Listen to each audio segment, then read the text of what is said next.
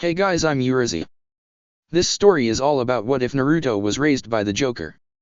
Such an idea is so wrong, and yet so right. Not to be taken too seriously. Before we proceed with the story, please like and subscribe to this channel if you liked the video, and don't forget to check the description for the other works of the author if you liked the story. Let's start. Chapter 15, Madness. The Kazekage was perplexed about how Joker managed to elbow Gaara in the jaw so quickly. As far as he knew, one could pour only so much chakra into speed techniques before the top speed reaches a peak and stays there, and then one is just wasting energy. Even combining them with non-chakra enhanced speed does nothing for how much they could accelerate the user. There were only two solutions in the Kazekage's mind: pure unadulterated speed, or some new seal matrix that temporarily enhanced the user's speed. The Otokage had come to a similar conclusion, but fancied the idea that perhaps Joker manipulated wind-natured chakra in front of himself to make a vacuum to pull himself forward. The Hokage knew exactly how the elder Uzumaki did it. He did use a speed technique, but hadn't been told that there was a top speed to the technique. When the clown ninja had discovered this limitation for himself, he thought he was doing the jutsu wrong, and so altered it to allow for greater acceleration. The Hokage smugly returned his attention to the beginnings of the match below. "I know I can't beat you, you lunatic," began Chuji as Harley psyched up the crowd. "But I'll put up a good showing anyway." Naruto grinned. "Wouldn't have it any other way, muscles." "Okay," laughed Joker. "You may begin beating the organs out of each other." Chuji started things off by increasing his size, turning himself into a giant ball and pulling his head and limbs inside of it. Nakuden Sensha.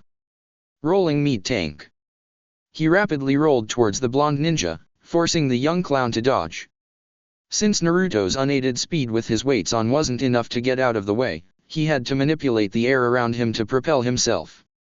Though the Kazekage was still musing about how Joker hit his son so quickly, the Otokage wasn't as distracted. She noticed the faint wisps of chakra coming off the younger ninja. Considering that Joker was said to be Naruto's father, she assumed that the older Uzumaki had the same wind manipulation techniques, but more refined than his sons. As Chuji made a wide turn to return to his offensive, Naruto reached with both of his hands to the inside of his jacket. Minnow Cloud. As the blonde threw his hands into the air, hundreds of tiny fish went airborne, littering the arena floor with their slippery bodies.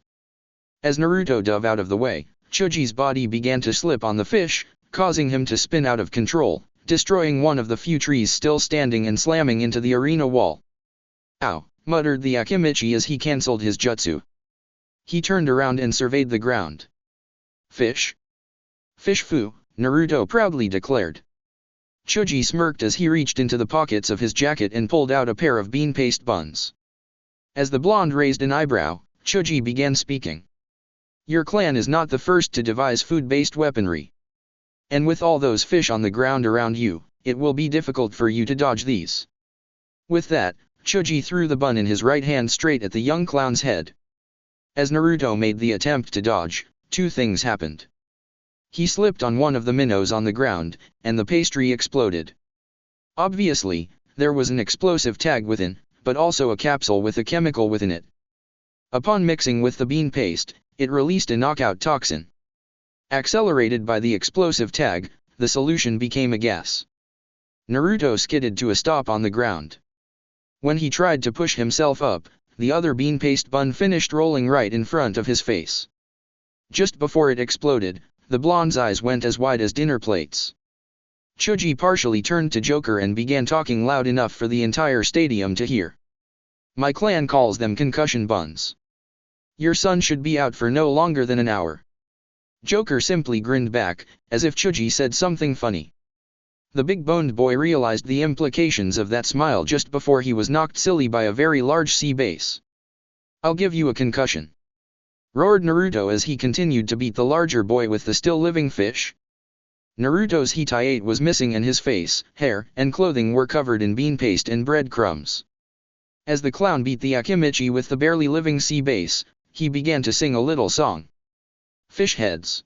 Fish heads. Roly-poly fish heads. Eat them up. Yum. Fish hay." Apparently, Choji took Naruto's advice because he had caught the fish in his teeth and had started to swallow it whole. As Naruto gave the tail one last yank to try and free his no longer living weapon, the larger boy pulled one of his fists back. It grew in size just before he slammed it into the blonde's gut, sending the smaller boy rocketing back. "My granny hits harder than you," taunted Choji after swallowing the sea base. Naruto flipped up, chuckling as he did so. "Well, you fight like a dairy farmer." "How appropriate," retorted Choji, crossing his arms. "You fight like a cow." The two boys glared each at the other for a moment before they both burst into laughter. "What are they doing?" asked an exasperated Temari. "Sparring verbally," stated Shino. "Obviously," stated Kankuro. Temari glared at Shino. "What I meant is, why are they being so unprofessional? They are supposed to be trying to attract more clients to your hidden village, not making the lot of you look like fools. I take it that you haven't spent any real amount of time in the likes of Might Guy or Hatake Kakashi yet," Shino deadpanned. "Much less Uzumaki Joker or Uzumaki Harley." "Gah!" yelled a frustrated Temari. "You mean to say that my home is constantly being upstaged by a village full of lunatics?" "Not yet," replied Shino. "What do you mean not yet?" asked Kankuro hesitantly. "Not all of them are crazy," clarified Shino as he pushed his shades further up his nose. "But we're working on that." None could tell whether the Aburame was kidding or not, though the up till then silent Gaara blinked. As Naruto reached into his jacket, Choji reached into his pocket for another concussion bun. As the larger boy threw his pastry grenade, the blonde pulled a manta ray out and used it as a shield. The poor creature died instantly. Tossing the ray aside like yesterday's garbage, Naruto rushed forward, throwing piranha after smiling piranha at the larger boy. Choji tried slapping the freaky fish aside only to find that they latched onto his hands with their painful teeth.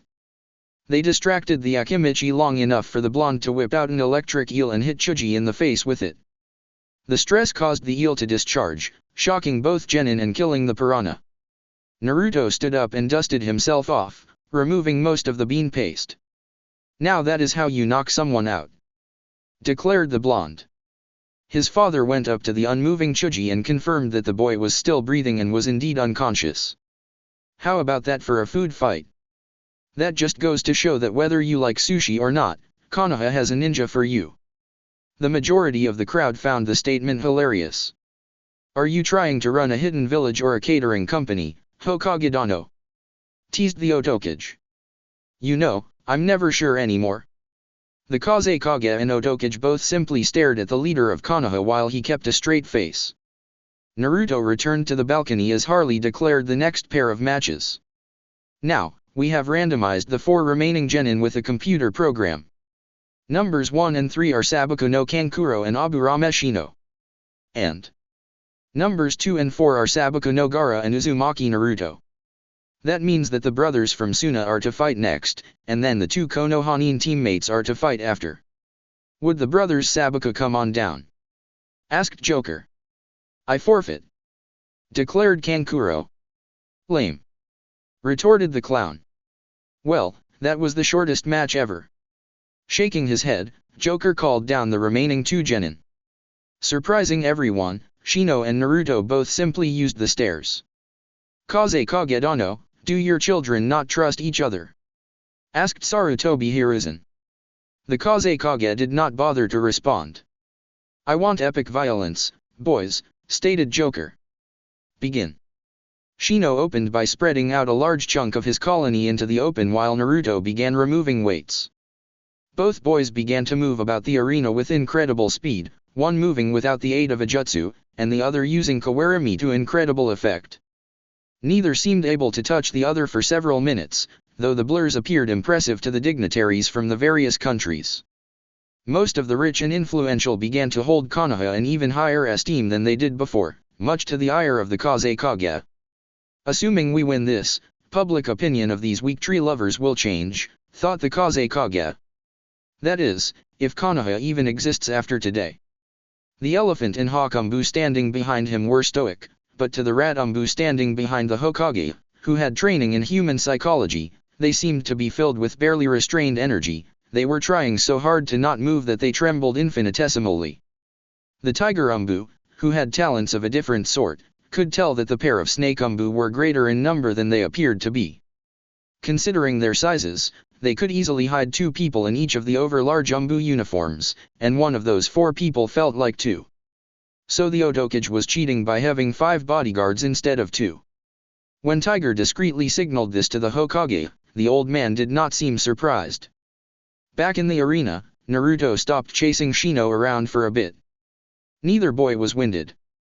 "You seem to have more stamina than you did a month ago," commented the blonde. "All thanks to you," replied the more stoic boy. "Oh? We didn't meet much during those weeks." "We did not," confirmed Shino. At Naruto's confused look, the other boy elaborated. "Your family has an aura about them. If one can remain in their presence for a significant amount of time, one becomes stronger. This, I believe, is the true power of the Uzumaki bloodline." Before Naruto could respond, Shino bit his thumb and swiped it down the front of his jacket. Seals that were placed there with an invisible dye glowed, before turning black. In fact, Shino turned completely black. And his blackness was moving. Naruto realized what Shino had done. He activated an advanced storage seal, one capable of storing smaller, simpler life forms without killing them, and released about 2 entire colonies worth of Shino's special breed of Kikaichu insects. Energized by Shino's chakra, the bugs quickly fanned out, creating many small swarms around the arena. Naruto realized that it was into one of these swarms that Shino had disappeared. The one he could still see was a bug clone. "Summoning aid, eh?" Naruto asked of his hidden opponent. "Kuchi Yase, double mask." A great burst of energy and smoke filled the arena, knocking many of the bugs aside. Laughter filled the air as a huge dog-like animal stepped forward into the physical realm. The beast, the size of a hay wagon, had dark fur all over it. The only bit of armor was a golden mask upon its face, resembling a bearded man's stern visage. The beast's eyes were not visible, though its lower jaw was. Upon the back of the beast's head was the other half of the mask, silver in color. It resembled a smiling boy with eyes closed. "I welcome you, Janus, keeper of the door." "Well, this is unexpected, but well met, clown pup," roared the hyena. "I can hear you have hundreds of thousands of opponents today." "Yeah, I'm facing off with my best friend in this tournament. He called in reinforcements, so dash." Janus howled with laughter. "They say you Uzumaki generally do things by overkill. Though, you left him with a slim chance to win by summoning me. I am not that well suited to fight mobs of opponents, but one only needs to take out the alpha to get the rest of the pack to back off. I don't think Shino's gonna give us any more time to speak."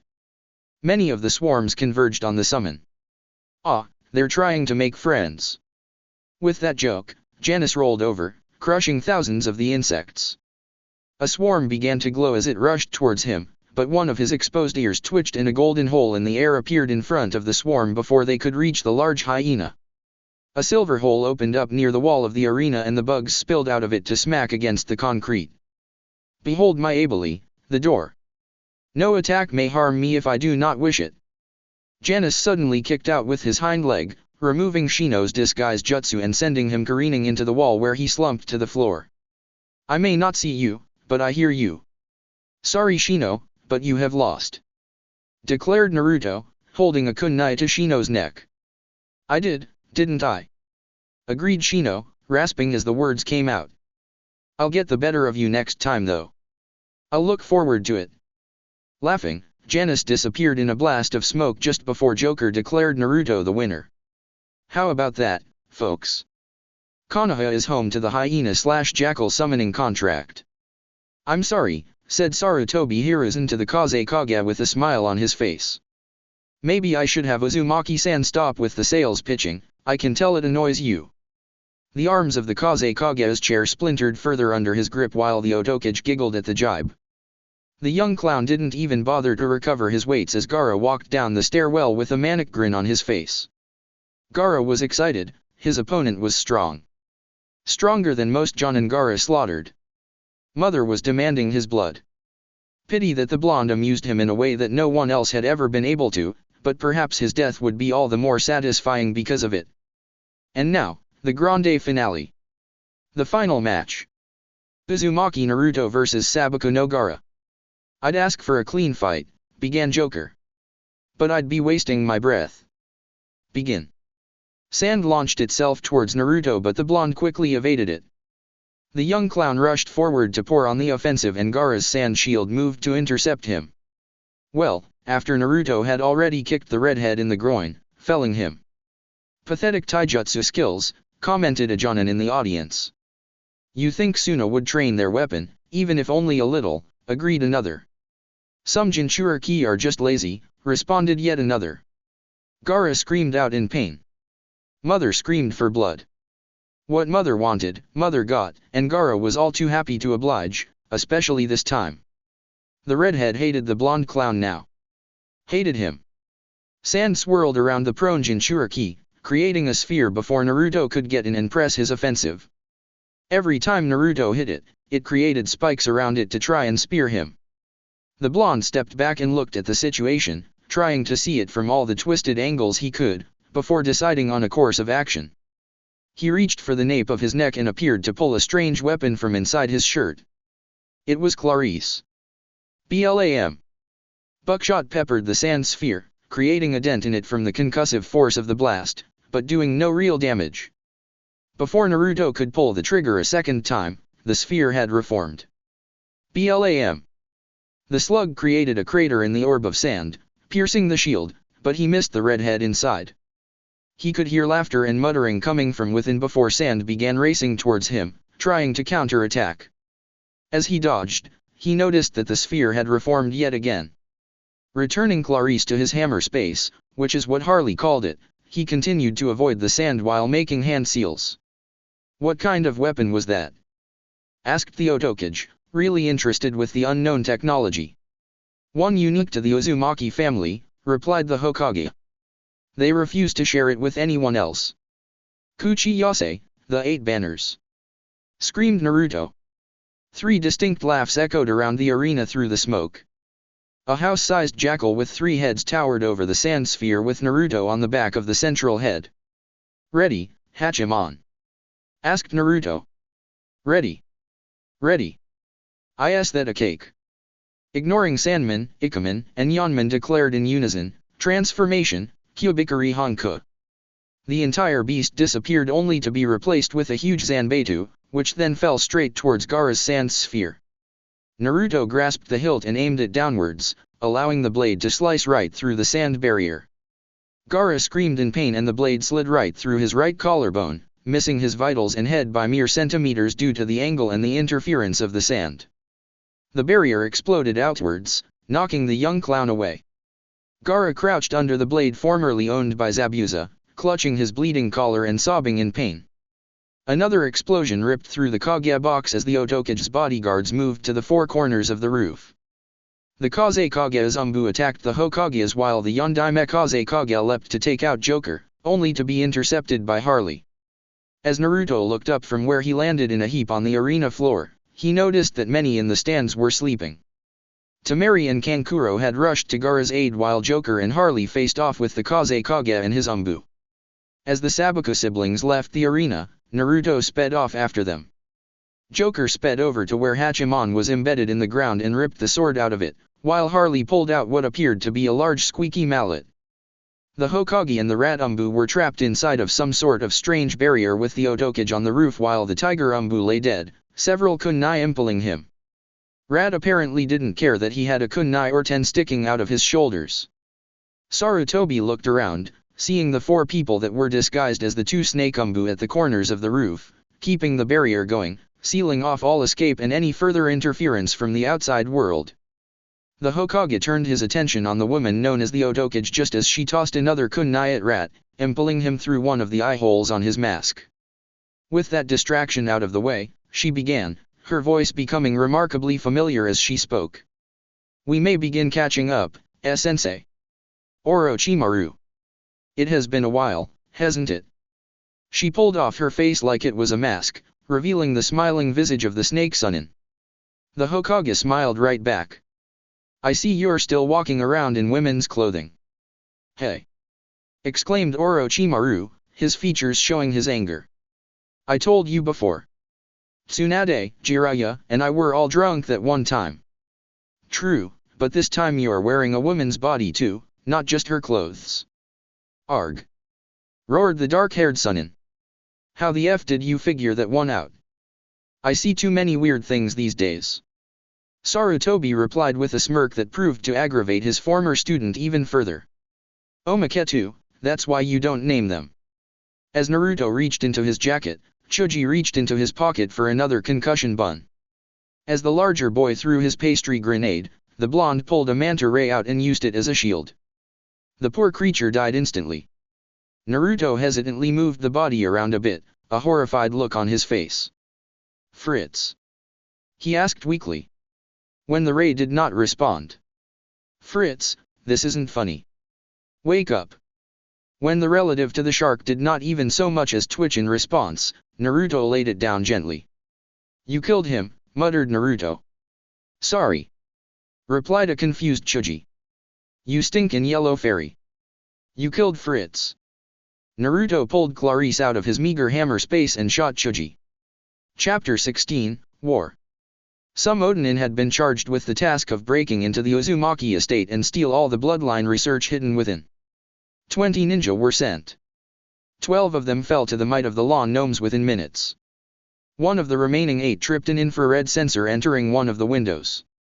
A guillotine blade ended her just above the hips. 2 others had sidled up to one of the walls, and were squished by a rocket-powered steel wall panel. 2 more slipped through a window and into Bonnie and Clyde's pen. Harley found their bones 2 days later.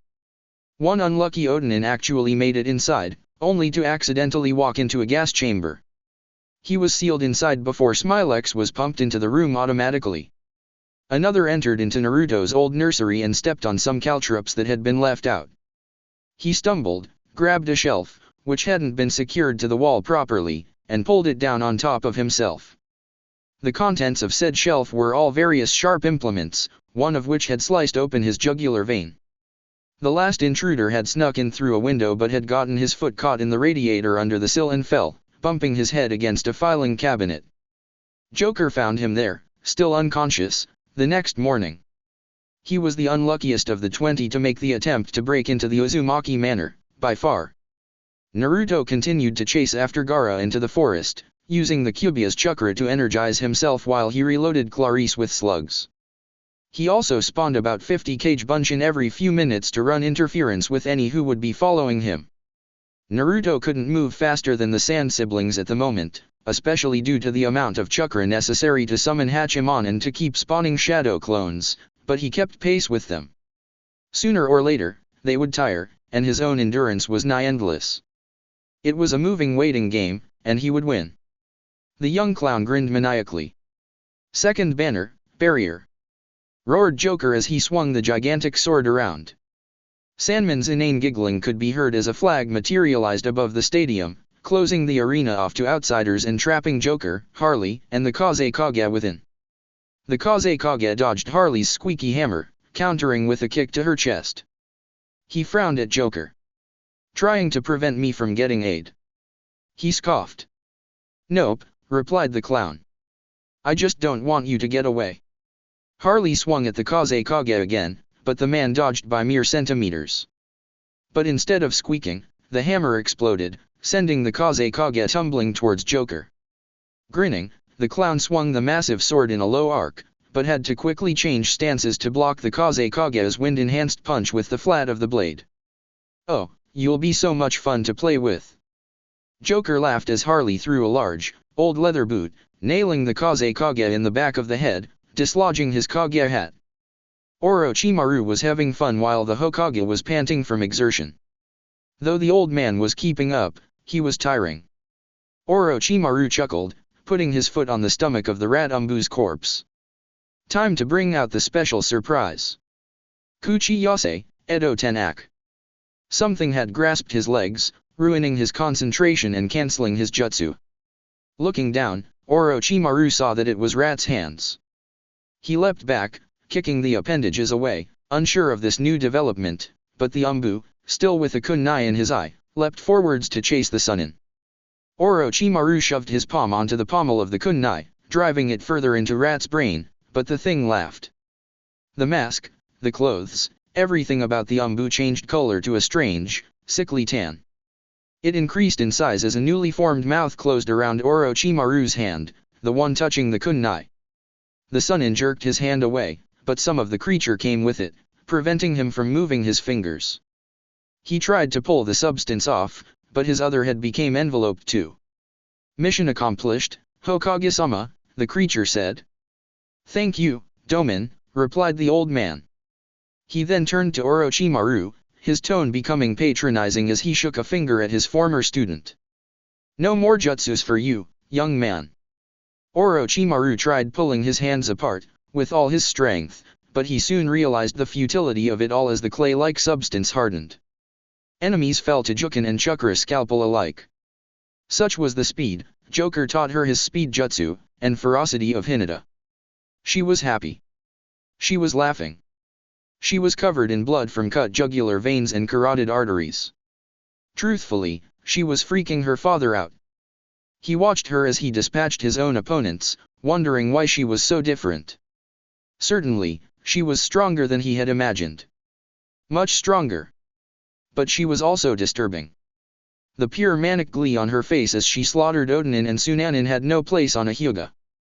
And yet, it was there. Also, her chakra seemed a little off. Hayashi was worried about his daughter whom he had once considered a failure. What if the Hyuga elders thought her too powerful or her fighting style too perverse? What if they decided to brand her to get back at the young Uzumaki? What if she decided to turn upon her own kin in vengeance for her treatment? She could potentially murder the entire main house. This is not good, he thought. And I don't know if I can do anything to protect her. She seems to be far too involved with the Cuba brat for me to be able to separate them and fix the damage, and yet it was probably his influence that caused her to become this strong. And then, she started to sing, causing Hayashi's blood to run cold. 1 little. 2 little. 3 little Odanin. She punctuated that line by scrambling an Odanin's brains inside his head. 4 little. 5 little. 6 little Sunanin. She ripped out a Sunanin's heart after quickly cutting a hole all the way through his chest with a combination of a chakra scalpel with the Jukin. 7 little. 8 little. 9 little victims. At this point she simply snapped a man's neck. And there's so many more to kill. Not good at all. Kankuro slowed to try and stop Naruto to buy Tamari and Gaara more time. He saw the blonde approaching, and would pass a little to his left, so he moved to intercept. Seeing Kankuro, the young clown smiled, and disappeared in a puff of smoke. Kankuro turned to the right to see a wall of black-clad blondes rushing towards him. By the way they interacted with the forest, he knew they were all real. Really, there were only 2 things he could do in this sort of situation. He did both. Phew dash, he screamed as he ran for his life, accidentally leaving Karasu behind. The Kazekage had managed to get around Joker's guard and nearly drilled a wind jutsu into the clown's grinning face when an ethereal jackal head zipped out of the Zanbeta's blade and chomped down on his shoulder. It gave a jerk and flung the leader of Suna backward, where Harley was waiting with a caustic fist. She opted for a double-fisted blow on the man's wounded shoulder, causing the Kazekage exquisite pain as the acid and poison made contact with the torn flesh. To the man's credit, the Kazekage did not cry out, but instead whipped the wind around him, sending Harley tumbling away from the force of the mini-tornado. He had to roll out of the way as Joker swung the giant sword in an overhead arc. The clown would have bisected the Kage vertically had he not moved in time. 6th banner, magnetism, negative. Laughed Joker as he pulled the sword out of the ground. Yanman's ethereal head appeared from the blade and spat out another banner. The Kazekage, who had managed to roll to his feet, could not dodge as the semi-transparent banner struck him in the chest. It did not cause an impact, but it was absorbed into him. He could feel a seal arranging itself on his chest, using his own chakra to power it. 5th banner, magnetism, positive. Declared Joker, grinning like the proverbial cat that ate the canary. A banner superimposed itself over the sword, causing a seal to be placed upon the flat of the blade on both sides. The effect was felt by the Kazekage immediately. It felt like his chest wanted to go towards the sword. He had to use a great deal of his wind manipulation just to keep from stumbling towards the blade. He did stumble a little but regained his balance when Joker swung the Zanbato over his head. He continued to spin it, making the attraction stronger and stronger until it was all that the Kazekage could do to keep from moving towards the insane, laughing clown. Then, he heard something that caused his danger sense to flare abnormally high, a clicking noise, like metal touching metal. He glanced over to where Harley had stood up. She was holding some form of large machinery that had a number of metal pipes coming out of one end, all of them pointing towards him. They began to spin around a central axis. "I'd like to introduce you to a friend of mine," Harley cried. "His name is Freddy." The Kazekage's senses screamed for him to move as the gun began to fire, but the only direction to move was towards Joker. So he let up on his wind manipulation and tried to reinstate it to keep away from the deadly blade. But the clown had actually been walking towards him as he was distracted by Harley's chain gun, making the Kazekage's judgment of the distance a tad incorrect. His head got quite some distance before it bounced off of the barrier, a look of utter disbelief and shock plastered on his face. After sending about 100 clones to keep Kankuro occupied and having a couple more retrieve the puppet, Naruto poured on more speed to catch up with the brother and sister from Suna. The young clown had realized that Gaara had probably regenerated somewhat from the wound to his collarbone inflicted earlier, but he wasn't worried. No matter how fast the fellow Jinchuriki regenerated, the area would still be sore and would be a weak point. Both siblings slowed and turned to face the blonde Jinchuriki, Tamari trying to shield Gaara with her body. But the redhead had other ideas and shoved her out of the way. Naruto took this time to analyze the changes to Gaara's form. By the shape of the sand covering him, he had partially transformed into a tanuki, and there was a lot of sand covering his injured shoulder. That meant he was channeling his demon. "Hey, Kyubi. You know what that means?" "Crap. Okay, 1 tail's worth of chakra, coming up." Naruto grinned as a red shroud enveloped his body, giving him fox ears and a tail. The clones he had covering his flanks began to laugh. Gaara began to growl. Tamari began to pray for her brother's safety. "Caustic shroud!" roared Naruto, the fox shroud turning from red to a sickly green. The branch he stood on began to dissolve before the blonde leapt off of it to attack Gaara. Orochimaru had resorted to using the Kusanagi, grass cutter, the eternally poisoned sword that was once the pride of Kyuzagaku no Sato, ninja village hidden in grass, before it was lost in a skirmish with the Sunin. He may not have been able to use his hands, but he could wield the weapon from his mouth, proving that even without jutsu, he was still quite dangerous. Having heard about the Kusanagi from the briefing he and the Hokage had earlier, Domin was determined to not get hit by it as he didn't know how his body would react with the poison.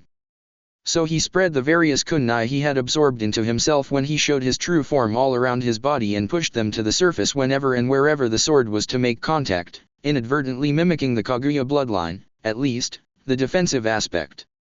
What really helped, though, was the fact that the Hokage had summoned King Inma, who had turned into an adamantine staff.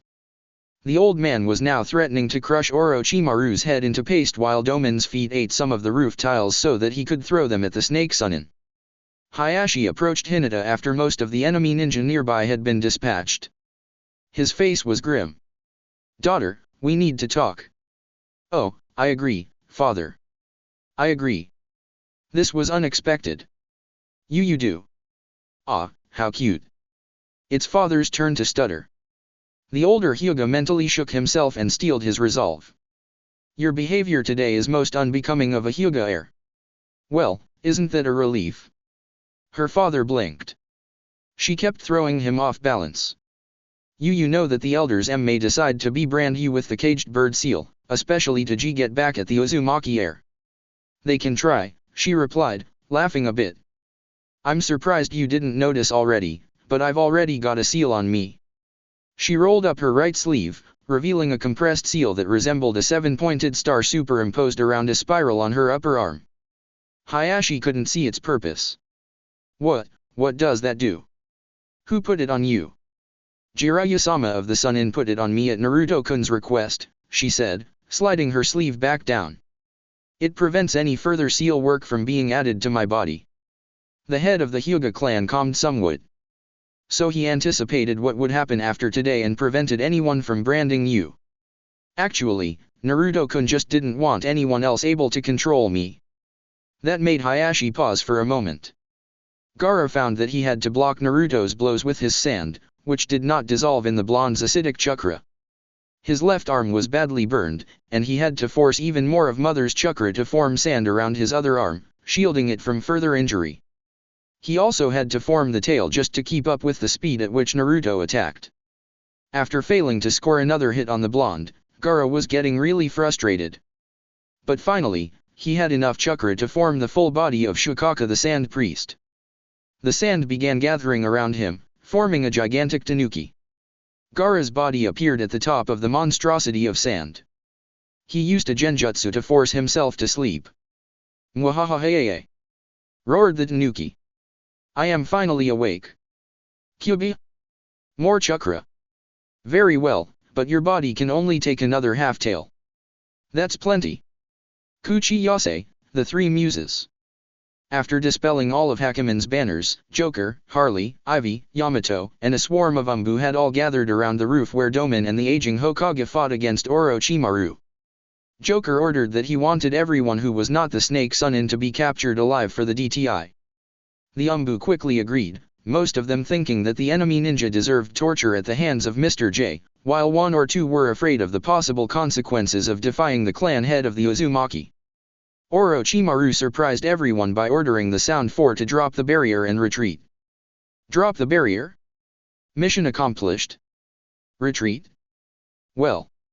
Joker had recovered from his surprise very quickly and had swung the massive sword, calling forth the second banner again, sealing the entire building inside an ellipsoidal barrier. But not quickly enough. Orochimaru's mouth had opened in a sticky, but whole, Snake Sunin had shot out like a bullet, above the barrier before it could form. He rebounded off of the barrier and sprinted off, killing what few pursuers could keep up, but not rejoining the battle due to the massive amount of chakra it took to shed his skin in such a way. As the empty skin of their master floated down, looking very much like a deflated balloon, the only female in the Sound Four started cursing up a storm, even as several Umbu dogpiled her. The fat one was knocked out instantly when Harley decided to give him a boot to the back of the head. The two-headed one was assaulted by a tree, grown by Yamato and Ivy. The one with 6 arms took one quick look at Joker, the Hokage, Domin, and the remaining 12 Umbu before yanking a roof tile free and hitting himself in the back of the head with it, knocking himself out. Huh, muttered Joker. What? Asked a nearby Umbu. Oh, I just hadn't pegged that one is a wussy quitter.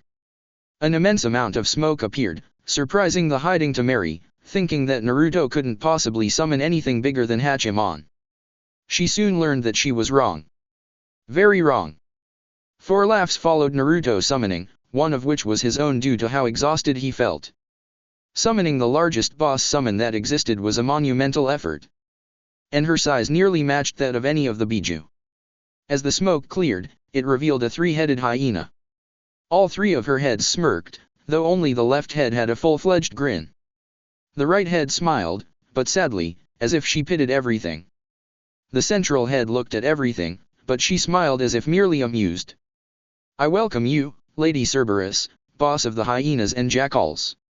How very polite of you, responded the right head. I am Melpomene, the muse of tragedy. Mistress of sorrow is more like it, laughed the left. I am Thalia, keeper of laughs. Lies and slander. Chuckled the central head. You're the muse of comedy. I'm the muse of history, Cleo. And I'm going to kill you all. Roared Shikaku, spitting a compressed ball of air at the summon. Melpomene wailed, like she was crying, sending a ripple through the air and disrupting the attack. When she was done, Thalia's tongue shot out. It cracked like a whip against Shikaku's hide, severing his right arm due to the fact that her tongue was as thin as paper and just as razor sharp. In retaliation, a wave of sand coursed forward, forcing Cerberus to jump away. As she landed, Cleo began to speak. So, Shikaka the Sand Priest, the Ichiba Biju, right? She prattled as Melpomene ripped a tree out of the ground and spat it at the large tanuki. Shikaku blocked with his left arm as his right arm reformed. He had to duck as Thalia's tongue tried to decapitate Gaara's sleeping form. Of course I'm right, what was I thinking? She was interrupted as the large tanuki spat another ball of air at them and Melpomene wailed again, like a banshee. Then Thalia retracted her tongue as both her and Melpomene inhaled deeply. You think you're so tough, don't you? Both Thalia and Melpomene spat fire at the same time, but the blue flames shaped into faces as they raced towards Shukaku. The one on the left turned into a laughing, smiling mask as the other turned into a frowning, crying face. They exploded on impact with his arms as he covered his face, sand falling down around him. The truth is, you're not. You're pathetic. Cerberus leapt away as another wave of sand came rushing towards her. As it missed, it leveled about an acre or two of the forest. Another pair of burning masks rushed towards Shukaku's back, forcing him to block with his tail. Something was wrong, that much Shukaku knew. It felt like a foreign chakra was invading his body, making his movements more sluggish and slowing his regeneration. He then realized that Cleo's words carried chakra within them, a sound-based genjutsu. A human priest possessed by a minor demon and then eaten by the Ichibe, a mindless tanuki demon. Cerberus pounced on Shukaku's back, squashing what remained of his tail flat. Thalia bit into his left arm as Melpomene bit into his right. As Naruto leapt off of Cleo's head and raced alongside the demon's face to reach Gaara, she whispered one last thing into the tanuki's ear. No wonder you're Tsunagaku or no Sado's bitch. And then Naruto, moving faster than the sand could keep up, kicked the sleeping redhead in the groin, waking the boy up with excruciating pain. "No! I just woke up," whined the tanuki demon. As the sand lost cohesion, Cerberus's three heads laughed. "We thank you for the fun, clown pup," began Thalia. "First time in 100 years we've been summoned," commented Cleo. "Such a pity," finished Melpomene. "Don't make us wait that long for the next fight, but don't summon us for trivial reasons either." "Yeah," agreed Cleo. "That would be annoying. Maybe you can have some angel food cake ready for us next time," suggested Thalia. "Say what?" exclaimed the other two heads before Cerberus disappeared. Grinning as Shukaku's body collapsed under them, Naruto slugged Gaara in the face. The other boy ineffectually tried to shield himself with his arms as the blonde kept slipping around his guard, giving him the beating of his life. Suddenly, the sand completely gave out, sending both boys tumbling to the ground. Naruto had broken both of his legs on landing. A pair of his shadow clones from earlier slung his arms over their shoulders as another pair picked up Gaara's battered form and held him upright under his armpits. A fifth clone rifled through one of the pockets in Naruto's jacket, claiming a needle filled with Smilex. Seeing her brother in trouble, Temari rushed from her hiding place, her concern for a member of her family overriding her fear of the two Jinchuriki. "Stop!" she cried, preparing to attack with her battle fan. But the weapon was ripped from her grasp by a pair of blonde shadow clones as another pair wrenched her arms behind her back.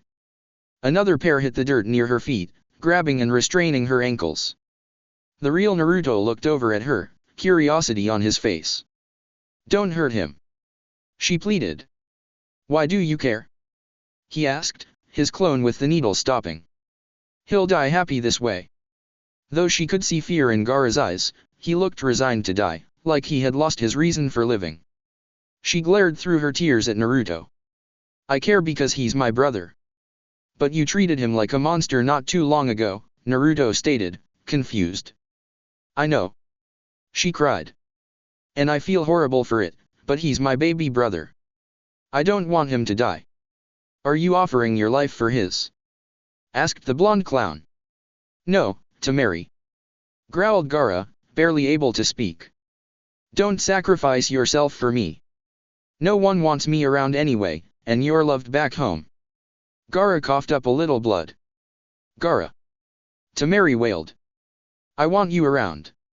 Naruto shook his head.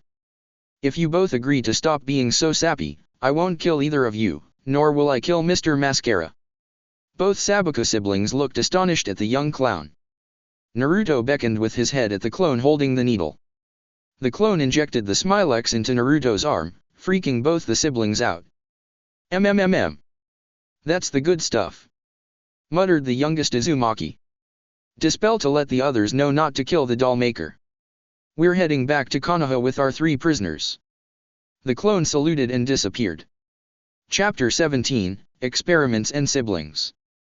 Seals were a funny thing, in Joker's mind. He was highly amused by the allegedly cursed seals on the Sound 4. 5. That's right.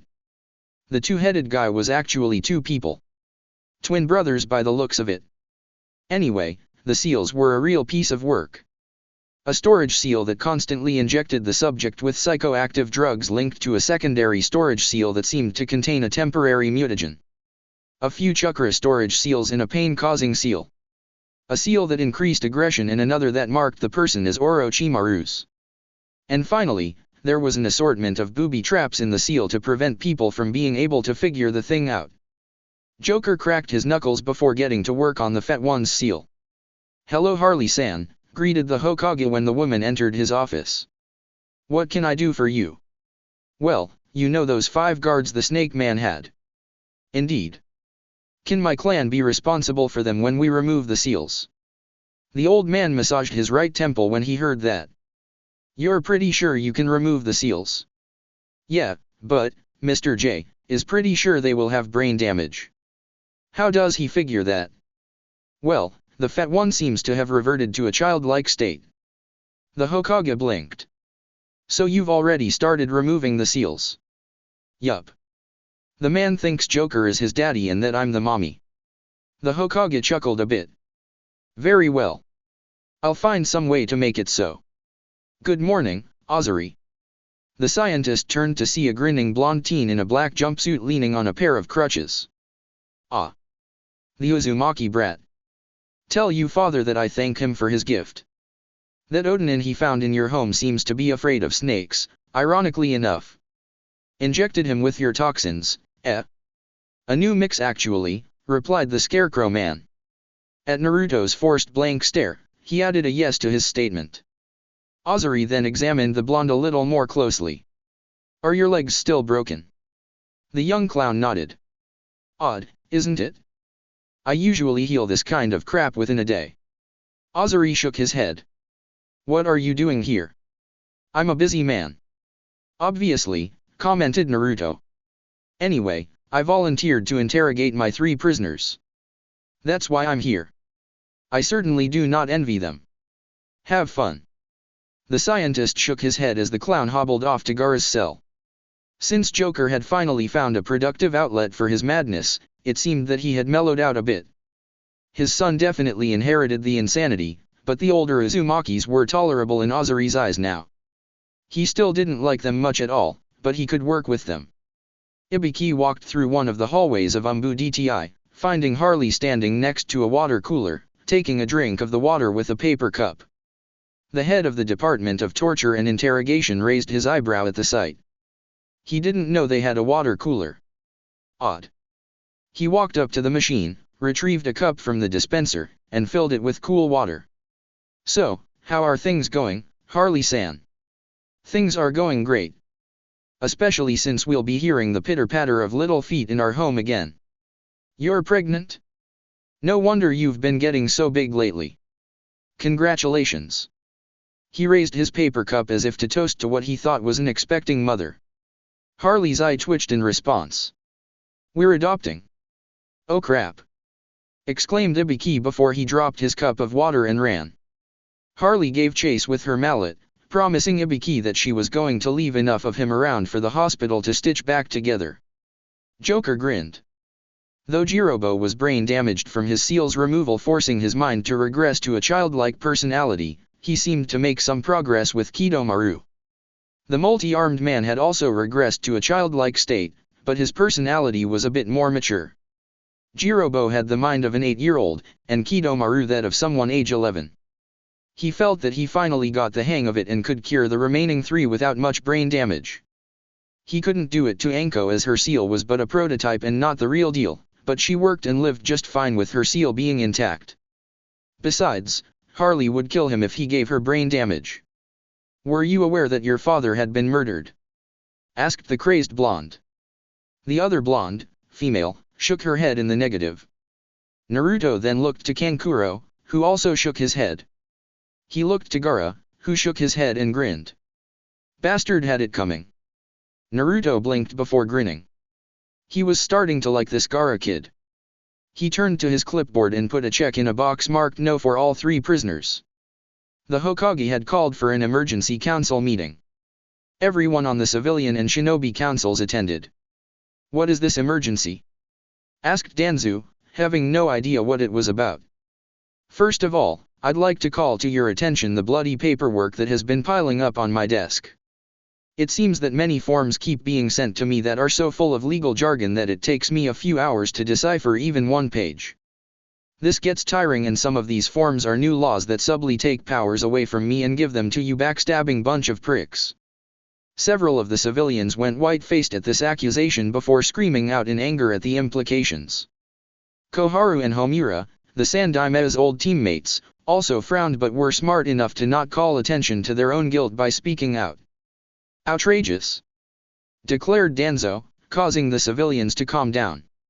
"This only shows that you are having a bout of paranoia in your old age.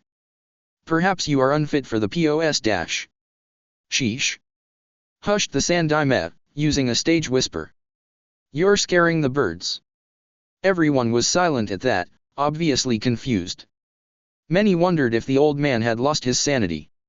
Several looked to the windows to see if there were any birds outside. "What birds?" Danzo whispered back, before screaming in pain. His chair morphed into a tan-colored mass to engulf him, ripping off his bandaged arm containing many implanted Sharingan while crushing his legs. He continued to scream until a part of that mass covered his face, removing the Sharingan from his eye socket and shoving part of itself down his throat and cutting off his airway. The civilians cried out in horror as the chair Danzo sat in seemed to devour him. Despite the Umbueni, who appeared at Danzo's scream, trying to get the shape-shifting mass off of their master, they soon discovered that they could only watch as Danzo died a suffocating death, his oxygen-starved brain ceasing to fire any synapses after several minutes. The mass released him several minutes after that, revealing itself to be Domin. The Umbueni were dumbfounded. Without their master, they had no idea what to do, and even if the thought of enacting vengeance against Danzo's murderer crossed their mind, they had no will to carry it out because Danzo had never given them such an order in case it ever happened. The reason for the lack of such an order was probably due to the fact that Danzo thought he was untouchable. "Operation 2 birds, single stone successful, Hokage-sama," declared Domin. "Thank you," replied the Hokage. "With him out of the way, I am disbanding the civilian side of the council. If one of you wants me to approve of something, you need to get an appointment just like every other civilian who wasn't on the council. Umbu. Escort them out." Screams and yells of impotent rage as the civilians were dragged out of the chamber could be heard while the Hokage merely sipped his tea. Once they were all gone, Inuyasukitsame stood up and waited for the Hokage to recognize her and give her the floor. Once he did, she spoke. "What about us, Hokage-sama?" she asked, trying to keep the fear out of her voice, but failing to do so. "You're all still on the council until I get my next bout of paranoia in my old age," retorted the old man, eliciting a few chuckles from some of the councilmen who realized he was joking. The biggest naysayers were always Danzo and the civilians. The next 3 were Uchiha Fugaku and my 2 former teammates. Said former teammates felt very nervous. "What about the courts?" asked Narashukaku. "I can't do anything to them except appoint new judges," stated the Hokage. "I know that there will be outrage amongst the civilian sectors, but they've had this coming for a long time. Now, I'm going to handpick a few aides to help me with paperwork, as only the most important of documents should ever reach my desk." He took a long drag from his pipe before continuing. "It has come to my attention that Orochimaru's bodyguards are being used for an experiment by Uzumaki Joker. The first one has come out of it with brain damage and thinks he is a child. Apparently, he thinks Joker-san is his father. I am going to call a vote to see which of you approve of releasing them to the Uzumaki clan to do with as they wish." All in favor. Almost everyone had their hands up. Even Hyuga Hayashi, oddly enough. All opposed. Only Yamanaka Inoichi raised his hand. "Present your argument, Inoichi-san." "I just find it frightening to think of Joker-san and Harley-san having more children. I mean, look how Naruto has turned out." "True. He is insane, but we owe our lives to him." Do you think any of us could have stopped the Ichiba Jinchuriki from leveling Konoha, even if we worked in tandem? Inoichi put his hand down. I see your point. Does anyone else have any other business at this time? When no one spoke or raised their hand or stood up, the Hokage continued. Meeting adjourned. Well, interrogation is over, declared Naruto, throwing his clipboard into a nearby trash bin. None of the three of you know anything of value to our intelligence department. Sorry we couldn't help you catch the snake, said Gaara. His two siblings were shocked at how much their brother had opened up since his fight with the young clown. Naruto grinned. I'll see about getting you three sent back to Suna. He started to get up, before he thought better of it. While I'm here, tell me about yourselves. I've never had a brother or a sister before. The twins he managed to get so that they weren't so innocent. He got Seikon and Yukon freed from the seal, and all it cost them was for them to regress to 13 years of age. With time, they might recover. Kidomaru had less of a chance of recovering, and Jirobo had none, but he still got them fixed. In any case, he just had to work on Tayuya and they'd all be the new minions of the Uzumaki clan. Kids. Something like that. Whatever Harley decided they were. Yamato was understandably nervous as he approached the door to Queen Ivy's house, granted by the Hokage, when he heard that she wanted a large garden with a greenhouse, a potted plant in one hand. He had found one of the rarer poisonous species of flower that Gimonfu had suggested he bring to impress her. He knocked on the door and waited. He didn't have to wait long before she opened the door. Oh? What does the Umbu captain want with me? He had forgotten to remove his mask. Stupid. Stupid. Wait. Brilliant. He showed her the plant. Oh, how lovely. It gets better, he said, concentrating on making himself sound confident. It is a poisonous species that is rather rare. The seed pods that it grows when fertilized contain a deadly toxin that primarily interferes with the bloodstream's ability to carry oxygen. She almost squealed. How did you know I'd want something like this? He removed his mask, showing her his eyes, which were as dark as pitch. Common interest. She began admiring him as she would any other specimen that caught her eye immediately after recognizing him as that Umbu that also used that Mokuton bloodline. Certainly, he was a human and not a plant/human hybrid like she was, but her primal animal instincts rose to the fore. She found Yamato to be very attractive now that she thought about it, definitely more handsome than Harvey Dent used to be. She smiled a small, secretive smile that made Yamato's heart rate increase. Won't you come inside? I'd be delighted. Wow. And I thought my father was a psychopath. That was not exactly what the Suna siblings were expecting anyone to say. Naruto scratched the back of his head. Well, you certainly are like cousins to me now that I've beaten on you three and you've lived to tell about it. Temari and Kankuro were unsure about that logic, but it seemed to make sense to Gaara. We're cousins? He asked hopefully. Sure. Exclaimed the young clown. I kinda understand what you went through growing up. I mean, most kids my age couldn't play with me either. They tended to die too quickly. Temari paled, but Kankuro thought he was getting the hang of being near the blonde boy. And I think you should have something. What he pulled out of his jacket was unexpected. Looking back on it though, any of the Suna siblings would say that in hindsight they shouldn't have been surprised. It was a rubber chicken. This was my favorite toy, Naruto stated. It never broke. His name is Steve and I want you to have him, Gaara. He handed the toy over. The redhead looked at it before picking it up. Its limbs wobbled a bit from the motion. Curious, Gaara pulled on one of the wings, finding that it stretched. When he let go, it snapped back into place, causing the entire chicken to wobble from the vibrations. Gaara smirked, clearly amused. Thank you, he said as he put the toy under his arm. Naruto turned to Kankuro. I believe an exchange of technology is in order. You tell us about your puppetry and I tell you how to make automated puppets, otherwise known as robots. Am I sharing this with Konoha or just your family? Just my family. Sounds like a deal. Naruto grinned before turning to his fellow blonde. Would you like some chakra manipulation training? It's how I move so fast and can change direction suddenly. That was chakra manipulation? She asked. Yup. Wind manipulation to accelerate or decelerate myself and alter my momentum. Tamari thought about it for a moment. I could use it to keep my distance from close-range fighters and speed up the swings of my fan. Now you're cooking with gas. The three Sabaku children stared dumbly at Naruto. Oh right. That commercial only aired in my parents' home dimension. Huh. Muttered Tamari. Durr. Added Kankuro.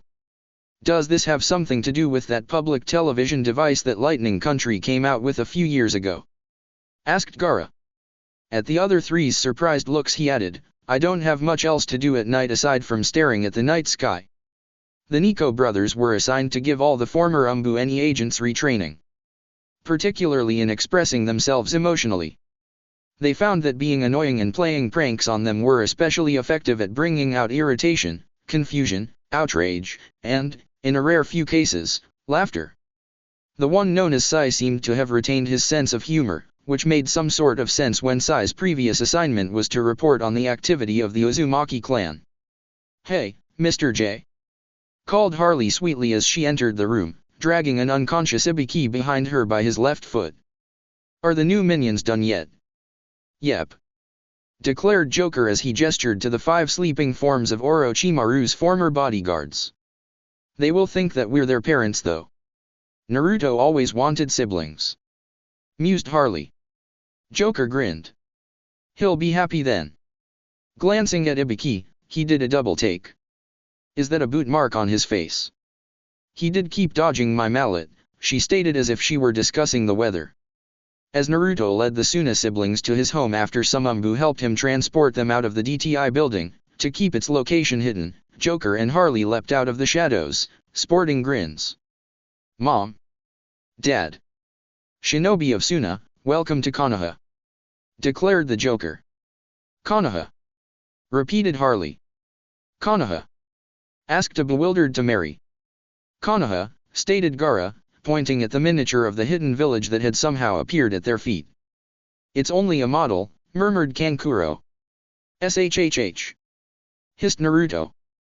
Let us show you around. Suggested Joker. Suddenly, some music began to play. Looking around, the genin spotted Tayuya playing her pipe, somehow making more than one instrument sound out of it. The other 4 former bodyguards jumped out and formed a chorus. We're ninjas of Konoha. We fight at every chance we get.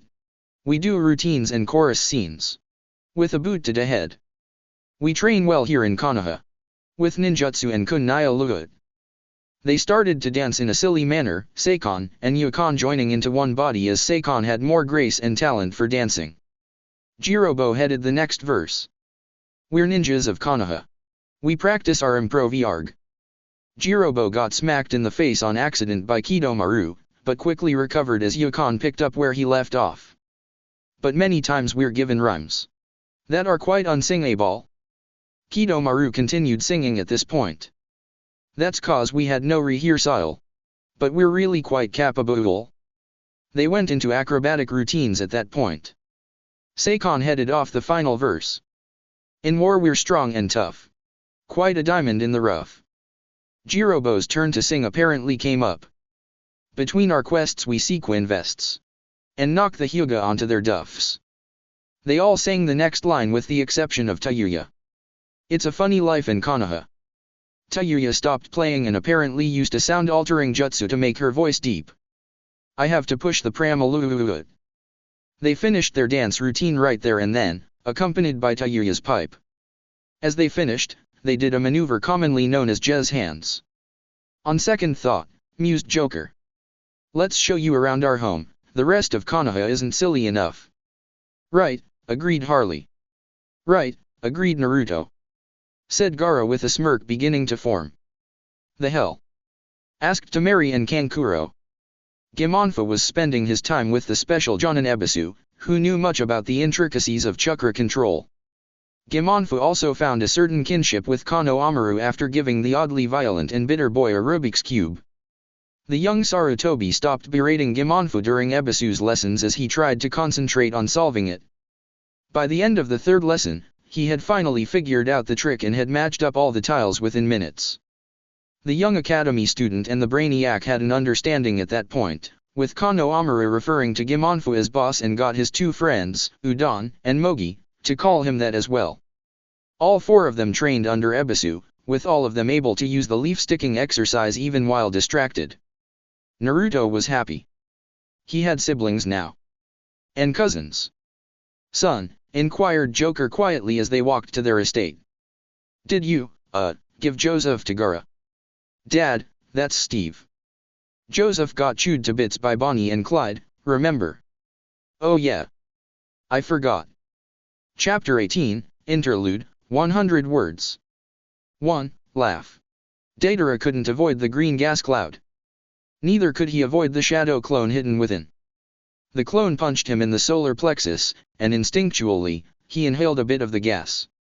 He backhanded the clone, dispelling it, and dove out of the green mist.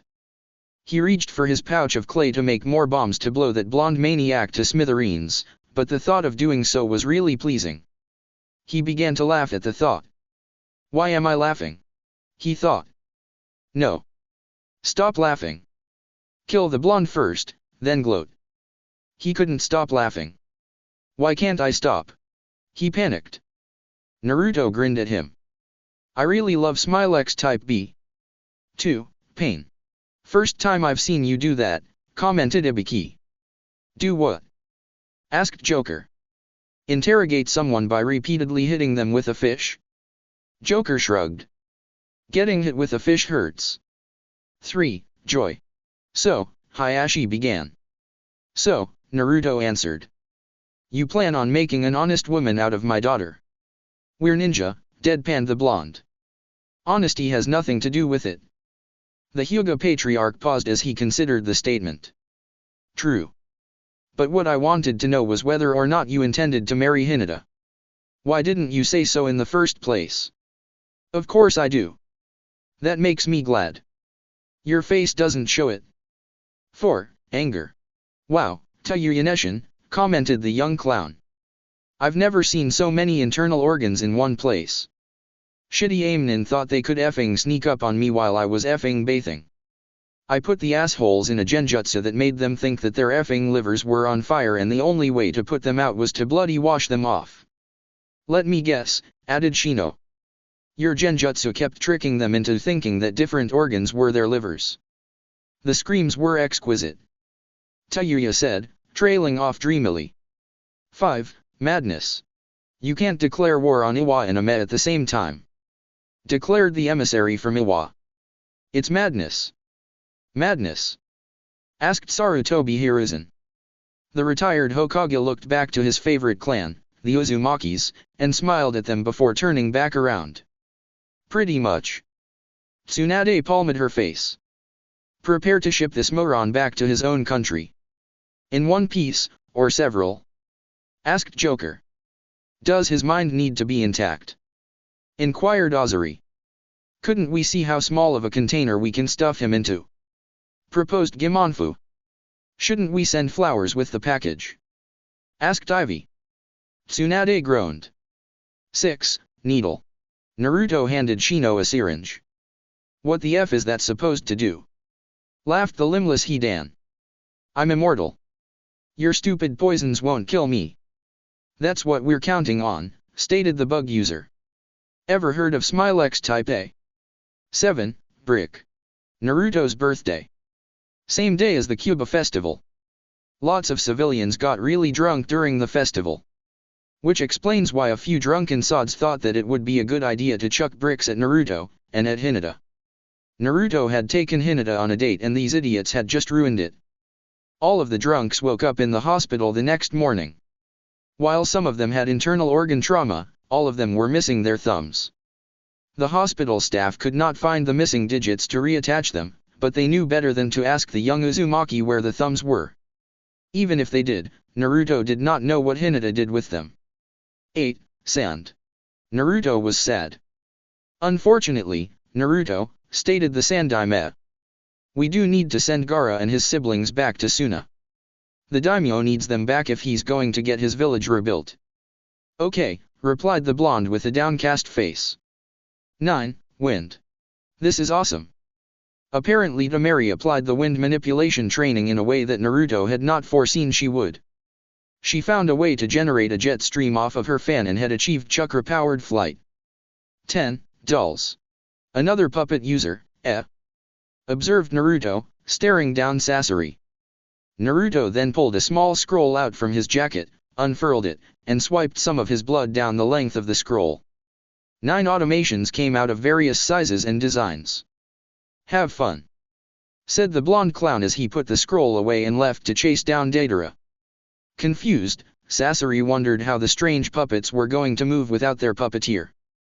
And then they activated and began attacking the rogue puppet master. What he did not know about were the shadow clones hidden in the ground with Hira Banshou, Baka no Jutsu using chakra strings to power and direct the automations. Leech All Creation, Attack Prevention Jutsu. 11. Pets.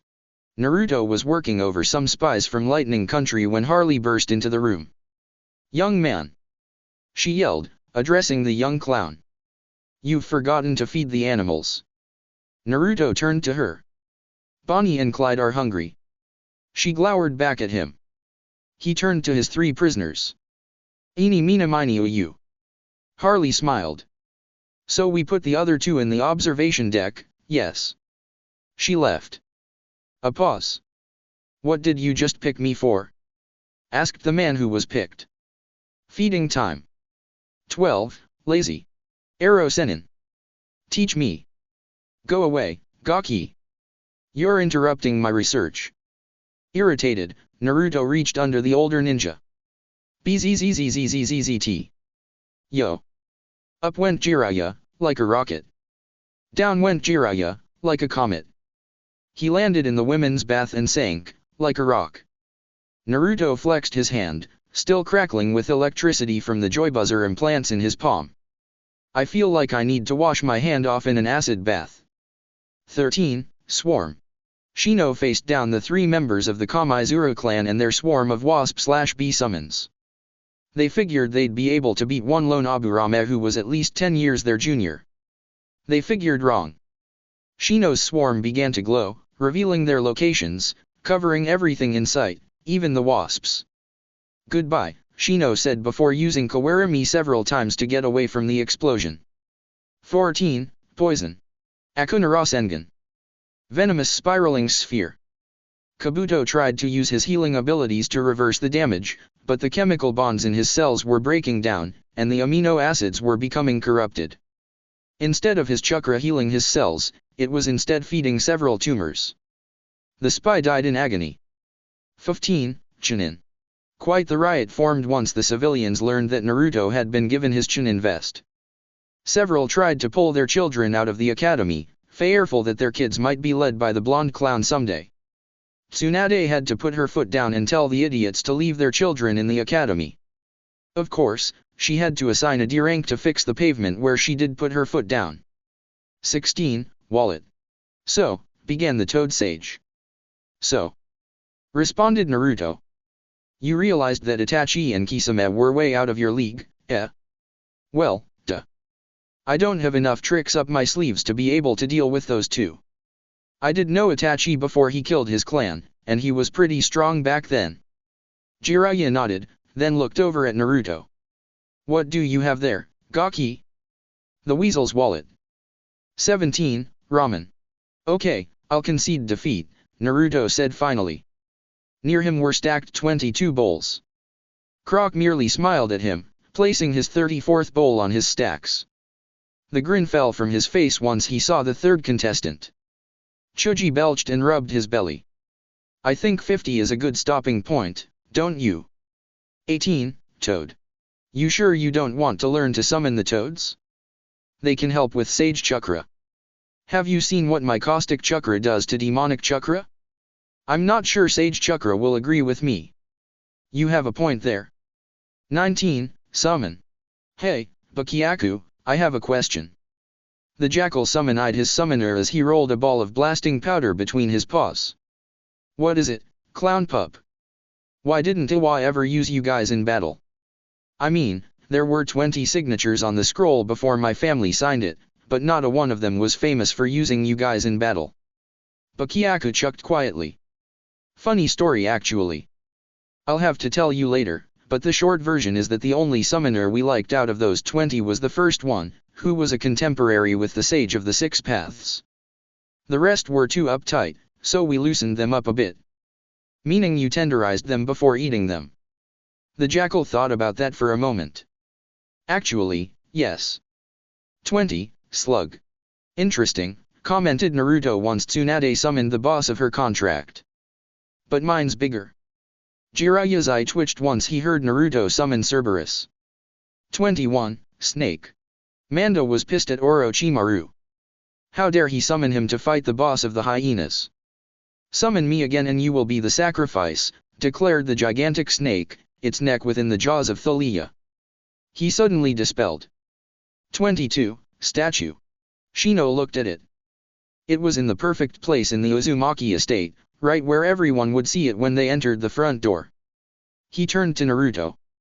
While I approve of the placement of Hidan's body, I was expecting his limbs to be reattached in random positions. That would make our trophy look fake, the blonde replied.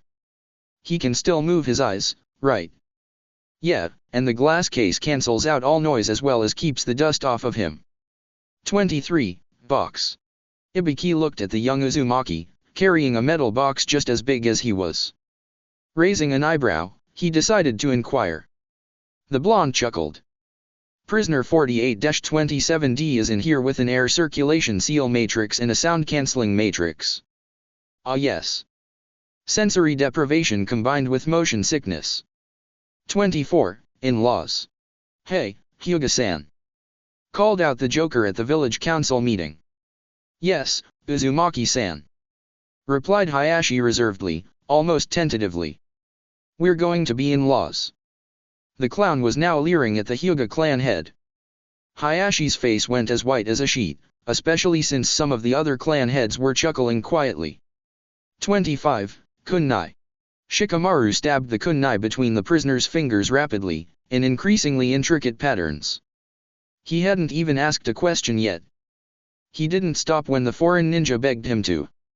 The time he did stop, he flipped the kunai around and hit the guy on the thumb with the pommel, cracking one of the bones and causing the shinobi to cry out in pain.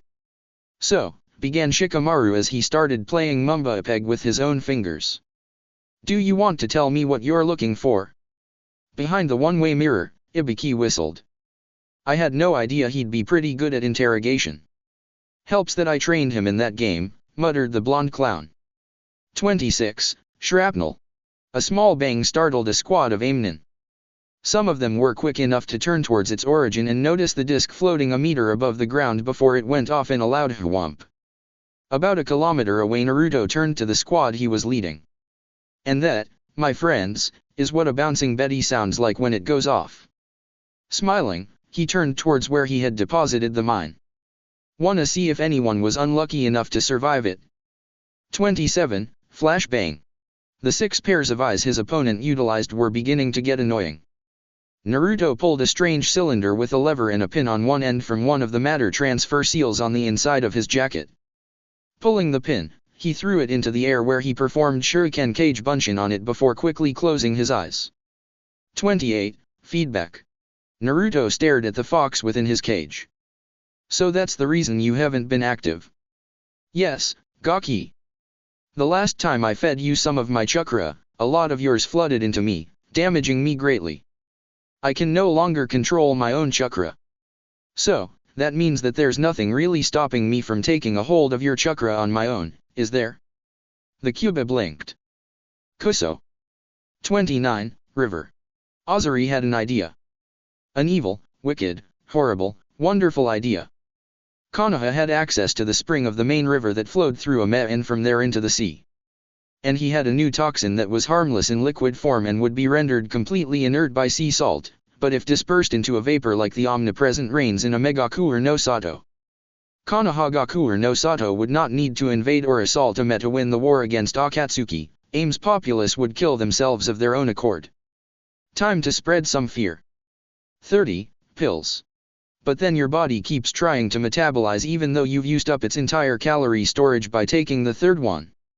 Yeah, replied Chuji, eating a dumpling. Naruto scratched his neck. Could I borrow some samples of these pills? I might be able to re-engineer it so it isn't as dangerous. Can't, the rotund boy said around bites. Clan secret. Drat. 31, Kunoichi. Now it is time to begin the bi-monthly meeting of the Konoha Kunoichi Association, began Harley. Anko has informed me that she would like to extend the offer of tea ceremony lessons to all in attendance. Again. 32, Fish. Sounds like Isaribi is a bit of a control freak, commented Naruto. Why are you dating her again?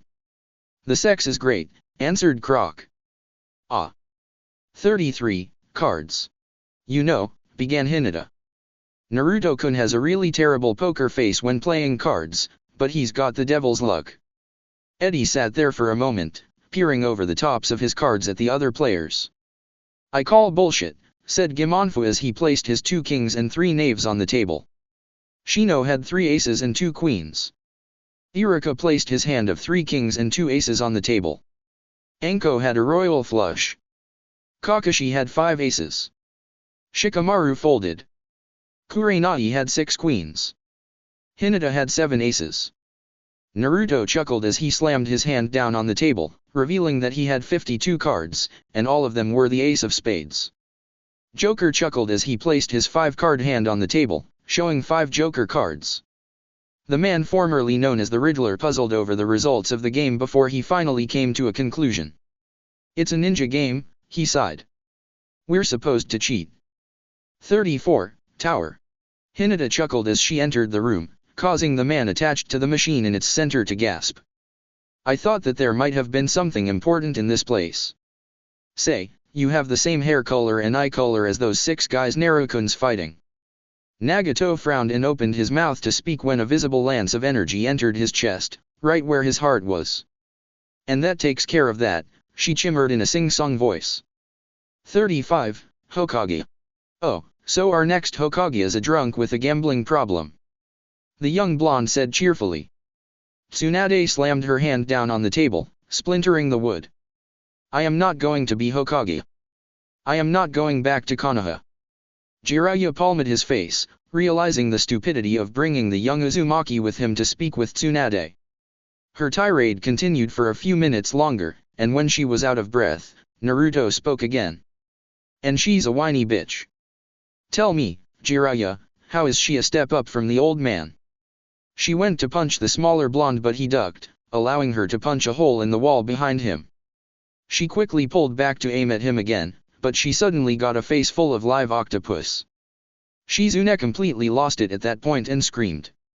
Tsunade tried her best to get the cephalopod off of her face, but it was latched tight to her head. Naruto grinned, glad that his pet Rorschach was genetically enhanced to be extremely strong and durable. Jiraiya was gleefully taking notes. Why hadn't he thought of putting tentacle monsters in his novels before? 36, Water.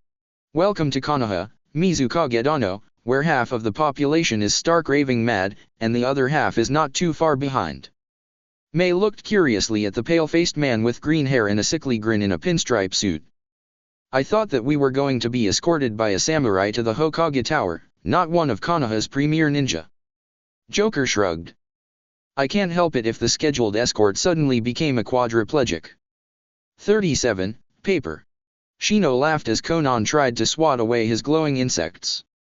She suddenly had to deal with the psychotic boy trying to kick her in the face, amazed that he managed to Kawarimi with one of her papers. She shoved a spear made of paper through his body, forcing it to break down into a swarm of kikaicha. She had to use her paper to create a fan to blow them away to a safe distance, but she felt a disturbance in the air as one of her sheets was switched with again. She managed to turn just enough to avoid getting decapitated, but a huge chunk of her shoulder was missing, causing her to cry out in pain. It took too much of her concentration to avoid going into shock. She looked at the young Aburame, in his late teens, holding the weapon he had used to cut her with. Hidan's scythe, she whispered. 38, Book. While well written, I believe your current series has way too much fan service, no discernible plot, and the ninja code you put into it is easily breakable. Jiraiya rubbed his temples. I don't see you trying to do better. Naruto handed the orange book back. Challenge accepted. 39, orange. You know, I used to want to wear that color. Really? Asked Konohamaru, admiring his new orange tracksuit. Really? 40, eyes. Naruto set a jar down on Tsunade's desk. Mission accomplished, Hokage-sama. She frowned. I wanted you to bring dash. The Sharingan back to Konoha. That's what the mission scroll stated. Since the owner of these eyes wasn't willing to return without a fight, I gave him a fight. And you brought me his eyes. After I dissolved his body with my chakra, yes. 41, shotgun. Sasuke rushed Naruto, Chidori in hand, intent on killing the infuriating blonde. Naruto simply reached into his hammer space, pulled out Clarice, and planted both slugs into the Uchiha's chest. Idiotic traitor! Murmured the blonde as the other young ninja fell, lifeless, into the lake. 42, weasel. All around the corpse pile. The clown taunted the weasel. The clown was having so much fun dash.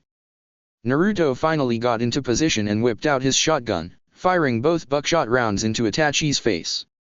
Pop goes the weasel. 43, massacre. Kisame finally caught up with Itachi. He found the Uchiha, looking immaculately pristine as always, facing off against their target from across a bloody pile of corpses. That gave the swordsman pause. Naruto lifted a gore-encrusted finger and pointed it at Itachi. He did it. Kisame turned an annoyed look in his partner's direction. Now Itachi dash. But dash. Business before pleasure. Why would you slaughter a room full of people when we have a job to do? In fact, why would you do it without me? Itachi growled. It wasn't me. That blonde maniac did it. Also, he slipped away during your lecture. Kisame blinked as he looked around the room now devoid of life.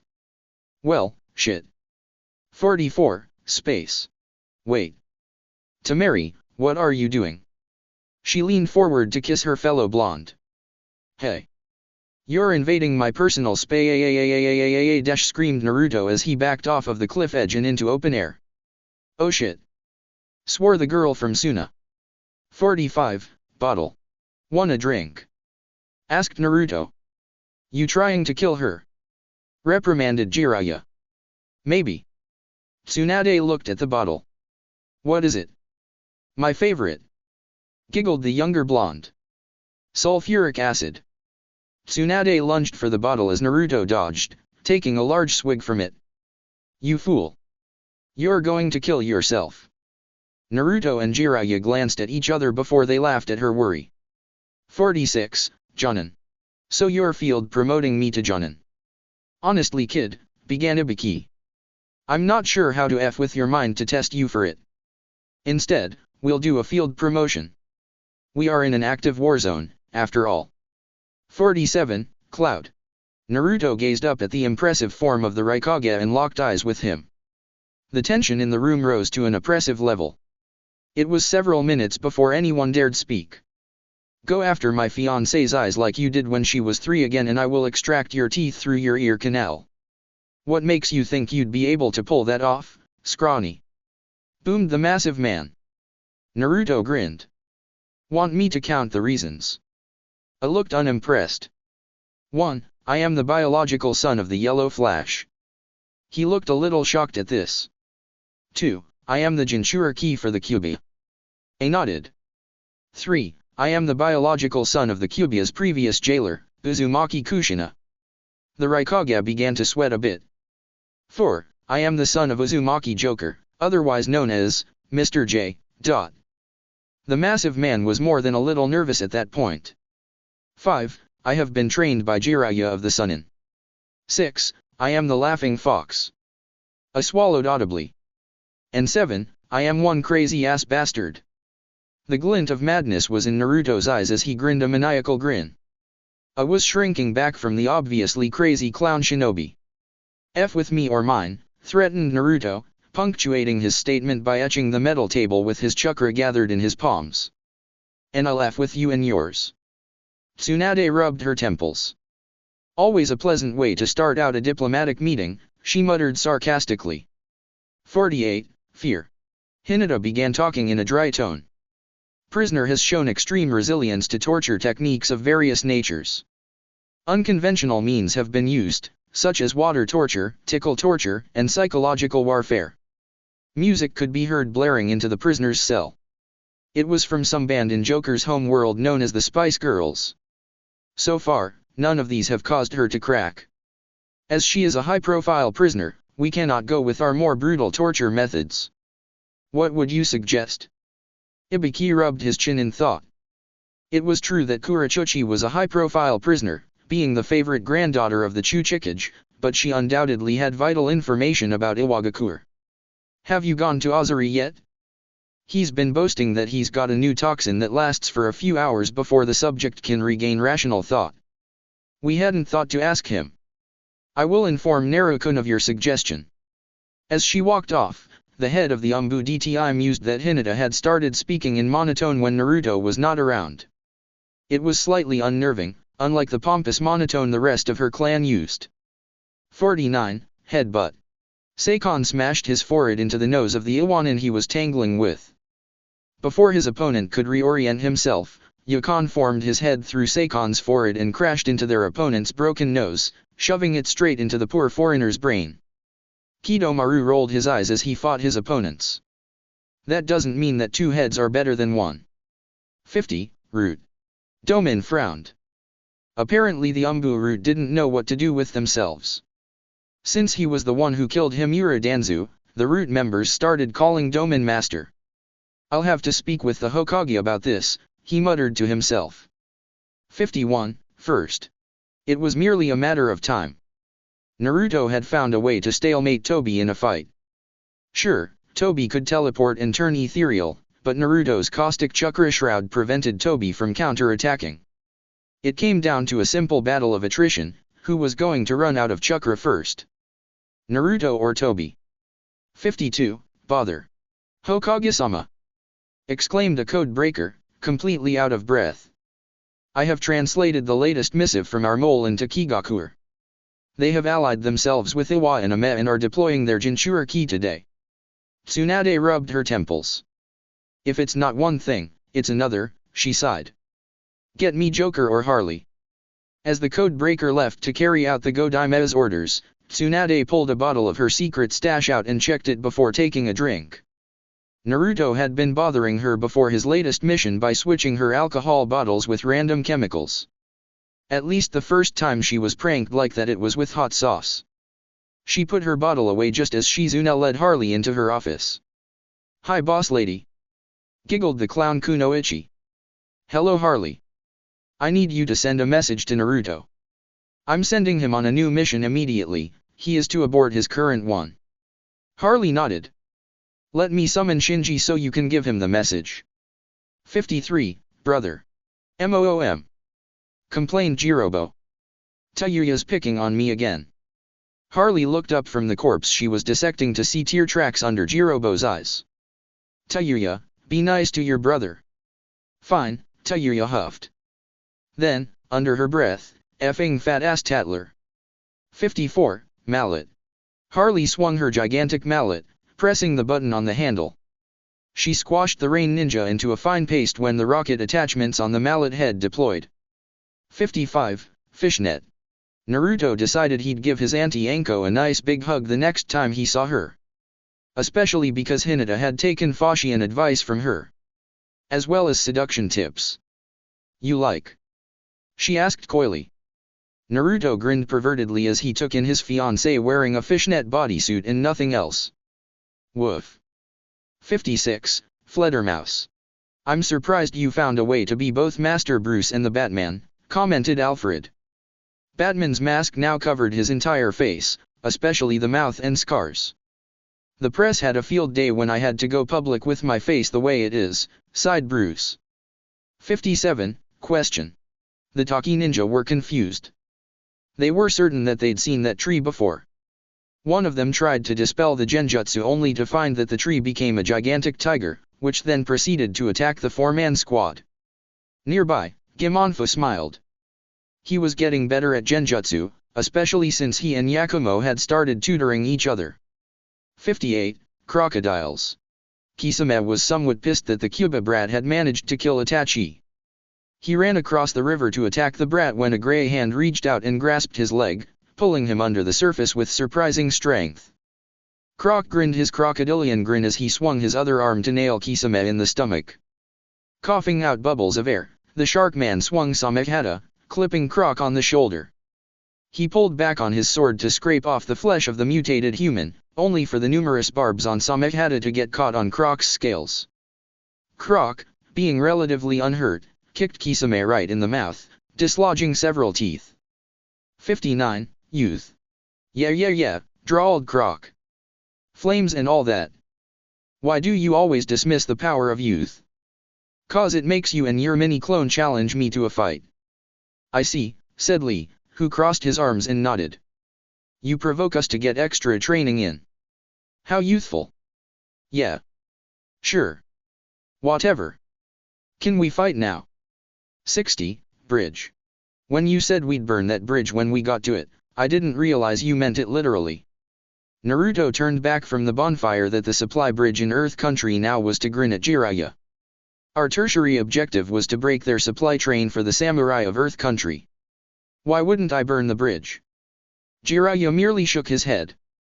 Shino then piped in. I like how we managed to light it while several of the supply wagons were trying to cross it. 61. Stone. Such a pretty town, commented Ino in disguise as she turned to her teammates. Too bad we have to destroy it, lamented Chuji, also in disguise. Shikamaru shook his head. Actually, the only thing we have to destroy is the monument dedicated to the Yondaimechu Chikage, the only man to have stood up against the Yellow Flash and lived to tell about it. Asuma chuckled. Too bad he didn't survive the second encounter. 62. Contract. So, you want to add your mate to the contract? Asked Ushiro. Wakamaru bent his head down and looked into Hinata's eyes. After a moment, the jackal's head grinned.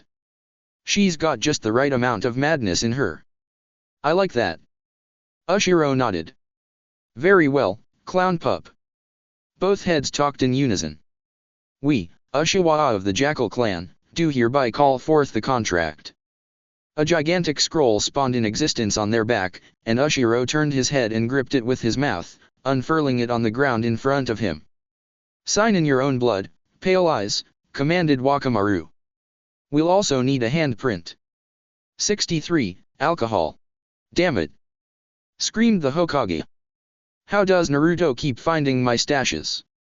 In the next room, Shizune smiled as she sorted the next batch of paperwork. She was glad she offered to tutor Hinata in medical techniques in exchange for these pranks of Naruto's. 64. Sword. Tobi was having a really hard time dealing with the huge Zanbeta that Naruto had summoned. Sure, he could just phase through it, but one of those jackal heads would always form and bite at him. Since the heads were primarily spiritual in nature, they had managed to clip him a couple of times. Unfortunately, they had managed to chomp off his right hand. It didn't help that he had been hit with the sword's sixth banner. Whenever he got close to Naruto, his body was pulled towards the blade. Very frustrating. 65. Lightning. Jiraiya palmed his face. What was the first thing Naruto did upon reaching the home of Killer Bee? He picked a fight with him. Now the 8 and 9 tails were duking it out, all over what Naruto had said. Oh great. Another hip-hop wannabe. Stop talking in rhyme, faggot. As Naruto summoned another hyena to help him fight the brother of the Raikage, Hinata spoke up, surprising Jiraiya and B's 3 apprentices. You know, Naruto is only testing himself out against the Hachiba to see if he measures up to an older Jinchuriki. At Jiraiya's groan, Shino added.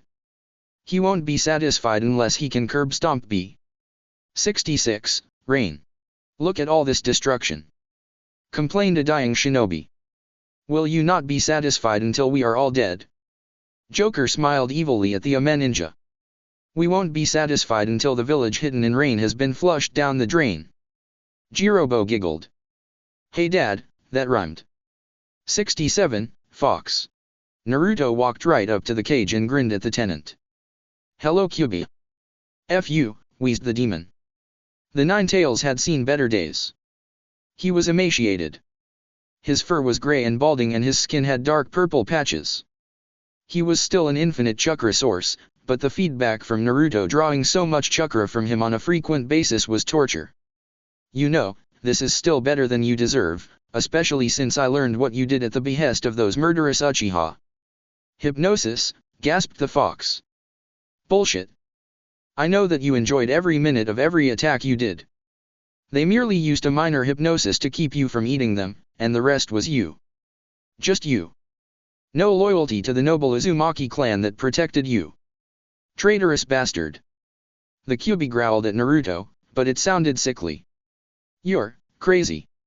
Like a fox, grinned the blonde. Not my fault, but at least I understand loyalty. 68, Snow. So you're sending me to help protect some client on their way to their home? Asked Naruto. Have you seen my mission record? Particularly the one to wave. Tsunade frowned. I'm sending you because one of your summons could really help the mission. Also, you're going with Shikamaru, Ino, Choji, and Asuma. The younger blonde nodded. How about Shino and Hinata? I will be sending them on a mission to River Country. They will be meeting with a team from Suna and they will take their orders from the senior commanding officer from there. 69, Flying. Gimonfa looked highly amused for some reason. Hey, Eddie, began Naruto. What happened? Genjutsu is a wonderful thing, replied the man in green. A Chunin who was being particularly annoying to me has no idea he's in one. Naruto nodded. And there he goes. Gimonfa said, pointing up at the sky and an object flying through it. The blonde clown blinked up at it. How did you manage that? Gimonfa smiled. I made him think your mother was single. Naruto's face blanched. I think I'm going to be sick. Edward Nigma chuckled. This pranking game of yours is rather diverting. 70, Fire. You idiot, growled Tsunade. That's our daimyo. The lord of our lands. Don't insult him. Naruto snorted. Doesn't mean he knows what's good for Fire Country. The noble raised his eyebrow, clearly bemused. And what is good for our nation? Naruto locked eyes with the man. Laughter. 71, Smoke. Shino was pissed. With all of the smoke around his hive was sleepy. His opponent may have actually figured out his weakness. Oh well.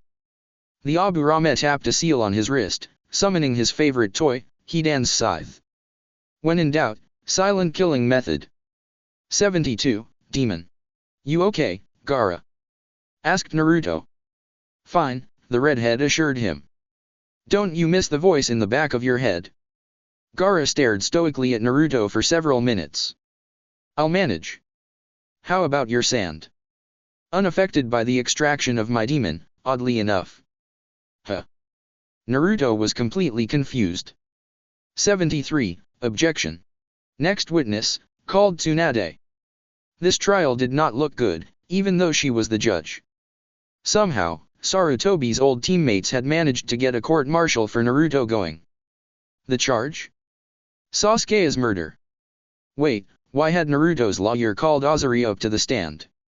Didn't that sociopath hate the Uzumakis? And what is your statement? Asked Katetsu. If Naruto is found guilty, Konoha dies. What? Yelled Koharu. You dare make threats in the courtroom? Azuri laughed. It's a fact, rather. See, if Naruto is found guilty, he will receive public execution. Since he'd die anyway, Joker and Harley would try to kill everyone in sight. But they won't need to. The scrawny man with the burlap bag over his head lifted a radio transmitter. His thumb was keeping a button depressed. There are canisters hidden throughout the city with my fear toxins kept in ultra-pressurization. If this button does not remain depressed, the toxins will immediately be spread throughout the civilian sectors and will saturate this building. I have the equipment to survive the gas and the Uzumakis are immune to it anyway. Azuri chuckled evilly. The only reason I haven't done it before is because Joker would kill me. But if you try to kill his son, he'll let me slaughter you all without repercussion. The jury has 2 minutes to find the Uzumaki brat not guilty. Not a sound was heard except for the muffled snickers of Joker and Harley. 74. Spicy. I like this curry, Naruto told the old woman. Yosh. It burns with the flames of youth, proclaimed Lee. Neji was drinking a jug of water. Tenten, a pitcher of milk. 75. Red Hood. Naruto walked home after a trip to the ninja outfitters. He hoped his father would be proud of his costume change. While much of the outfit resembled what it did before, his head now had a red hood over it, and a red veil cloth over his mouth and nose with the pattern of a fox's toothy grin stitched on it. He was hoping to get a new name in the bingo book. 76. Blade. Naruto swung Hachiman over his head and into a downward arc. Tobi blocked it with an ultra-dense katana, putting a notch into the cutting edge of both swords. Suddenly, Yanman's head materialized and took a chunk out of Tobi's shoulder. As Naruto pulled his sword back, Yanman smeared the blood all over his muzzle against the flat of the blade. As it was capable of doing before Hachiman had been bound to it, Kyubikuri Honku absorbed the iron out of the blood smeared on its surface and used that to repair itself. 77. Heart. Hinata struck another one of the masks, her acidic chakra spiraling with her regular chakra into the construct. While she knew she missed the heart inside of the mask, the vortex her chakra made created a vacuum, imploding the mask and destroying everything inside of it. Kakuzu roared in frustration as yet another one of his hearts died. 78. Regicide. You know our daimyo would never approve of that, admonished Tsunade. What the daimyo doesn't know won't kill him, countered Joker. The Hokage cocked her head at Joker and frowned. Did you just threaten to assassinate him? I think he did, stated Ozuri. I must say I approve if my plan will be rejected outright. Tsunade palmed her face. 79. 7. Look, Kyubikuri Honku belongs to the mist. Without it, we can't have our 7 swordsmen. Joker chuckled. You'll just have to have 6 from now on, unless you can find a Kirinin who can survive signing the hyena and jackal summoning contract. What? Asked the Mizukage. Naruto grinned. Dad and I bound the sword to the 3-headed jackal, Hachiman. You won't be able to use the sword unless you can summon him and he decides to not eat you. 80. Hot Springs. Naruto found the toad sage at his favorite peephole, yet again. Did you not learn your lesson last time, Erosenin? I never learn my lessons, Jiraiya responded. Do I need to Rasengan your ass? What do you want, Gaki? Yomi Numa. Jiraiya sighed. That is not your element at all. True, but I still want to learn it. 81. Smile. Why would I want to be Hokage? Asked Naruto. I just want to spread smiles and grins and laughter over all the lands. Gimonfu blinked at the blonde's strange pose, then decided to ignore it. Wouldn't being in a position of power help you facilitate such a goal? Naruto blinked for a moment before the young clown grinned. Eddie, you're a genius. I know. 82. Ships. So the locals say that some sort of kappa has been sinking their boats. Asked Anko. Apparently, Tsunade responded. I want you to select a team to look into it. The snake mistress rubbed her chin. Hyuga Hinata, Aburame Shino, and Uzumaki Naruto. Don't you think that's a little overkill? Well, I need someone who can easily see under the water, a good fighter, and an analyst. Hinata has better eyes than the rest of her clan, and the other 2 work well with her. Besides, there's no kill quite like overkill. 83. Shoes. Tenten eyed Naruto's footwear. So why do you wear those heavy boots when most ninja favor sandals? First of all, they are a lot more durable. Steel toes and shanks. Second, they help with chakra training because I have to exert more control and power in order to stick to trees or stand on water. And third, if I could not be silent with these clunky boots, then what kind of ninja would I be? Began Tenten, but she was interrupted. Such a youthful response. 84. Argument. No. 1,000 times no. Jiraiya was exasperated. We're not bringing your fiancé and best friend with us on our training trip. Naruto raised an eyebrow. Hinata. She popped her knuckles. I'm sorry Jiraiya-sama, but I think I'm faster than you are. I can make your testicles explode by the time you can shunshin away. Jiraiya suddenly heard a buzzing all around him. A glance to the side revealed glowing Kikaicha. You're surrounded by exploding insects, chimmered Shino. Your argument is invalid. 85, Shield. Frustrated that 2 of his hearts were gone, Kakuza went ahead and sent a number of Jienga tendrils straight at the pale-eyed bitch who had saved Sharinon Kakashi from his wrath. Hinata raised an eyebrow at the attack before pointing her palms away from her body. Using her natural flexibility, she moved lances of caustic chakra all around her, creating a sphere of energy. Shigohaka Rokya Juyan Akunashao. Protection of the 8 trigrams 64 venomous palms. The Jienga threads actually screeched in pain as they came in contact with Hinata's defense. Instead of simply falling apart and dissolving like they normally did, the tendrils actually caught fire. Kakuza yelled in pain as the Jienga transferred its torment to him. 86, Acid. Naruto shoved his prisoner's face into a vat, and the man was screaming in pain as he was pulled out. The young clown left the ninja writhing on the floor as he turned to the other captured nin. That is hydrochloric acid, the kind found in the average person's stomach. Are you going to tell me what you know, or am I going to heartburn your face off? 87, Pants. Shino, why are you wearing those? They hug your lower body worse than guys and Lees do. They're made of leather. Am I going to have to steal them and destroy them, or are you going to return to a more sensible wardrobe choice? Shino turned to something behind the tree he was standing next to. Pay up.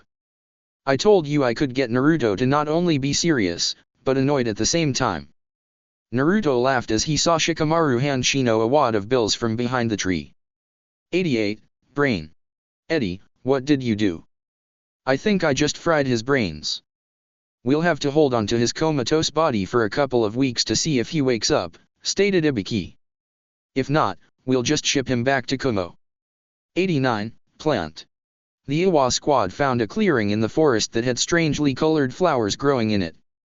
As they tried to leap over it, vines shot up and grasped them by their arms and legs, pulling them down.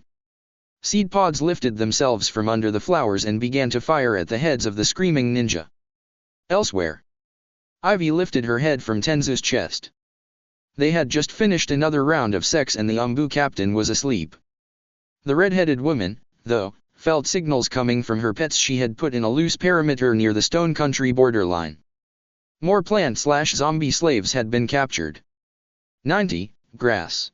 Hinata smirked over the corpse of the snake Sunin. She pulled the sword from his chest and examined it. Truly, the Kusanagi was a beautiful sword. Maybe she should keep it? 91, Flower. Chuji threw down what looked to be a smoke bomb, but instead of a thick smoke, a white powder filled the air. The aim-nin started coughing, not realizing that though they were inoculated to most poisonous gases, they were not immune to common baking flour which was sticking to the insides of their lungs. 92, Freezer. Naruto. Yelled Harley. Yes, Mom. What have I told you about leaving the freezer door open? That it ruins the corpses we have in there for research. Exactly. She then kicked him in the jaw. 93, Dango. Anko was happy. The twins, Seikon and Yukon, kept paying for her dango addiction. It also helped that they were wonderful in bed. She'd have to thank Orochimaru before she killed him for bringing her a pair of boyfriends that were willing to share her. 94, Flower. So this is your army of plant slaves. Ivy nodded. So that's why they each have a flower growing out of their foreheads. 95, Orders. I'm not so sure we were supposed to kill this guy, commented Naruto. While I enjoyed it, wouldn't it have been better to be able to interrogate him?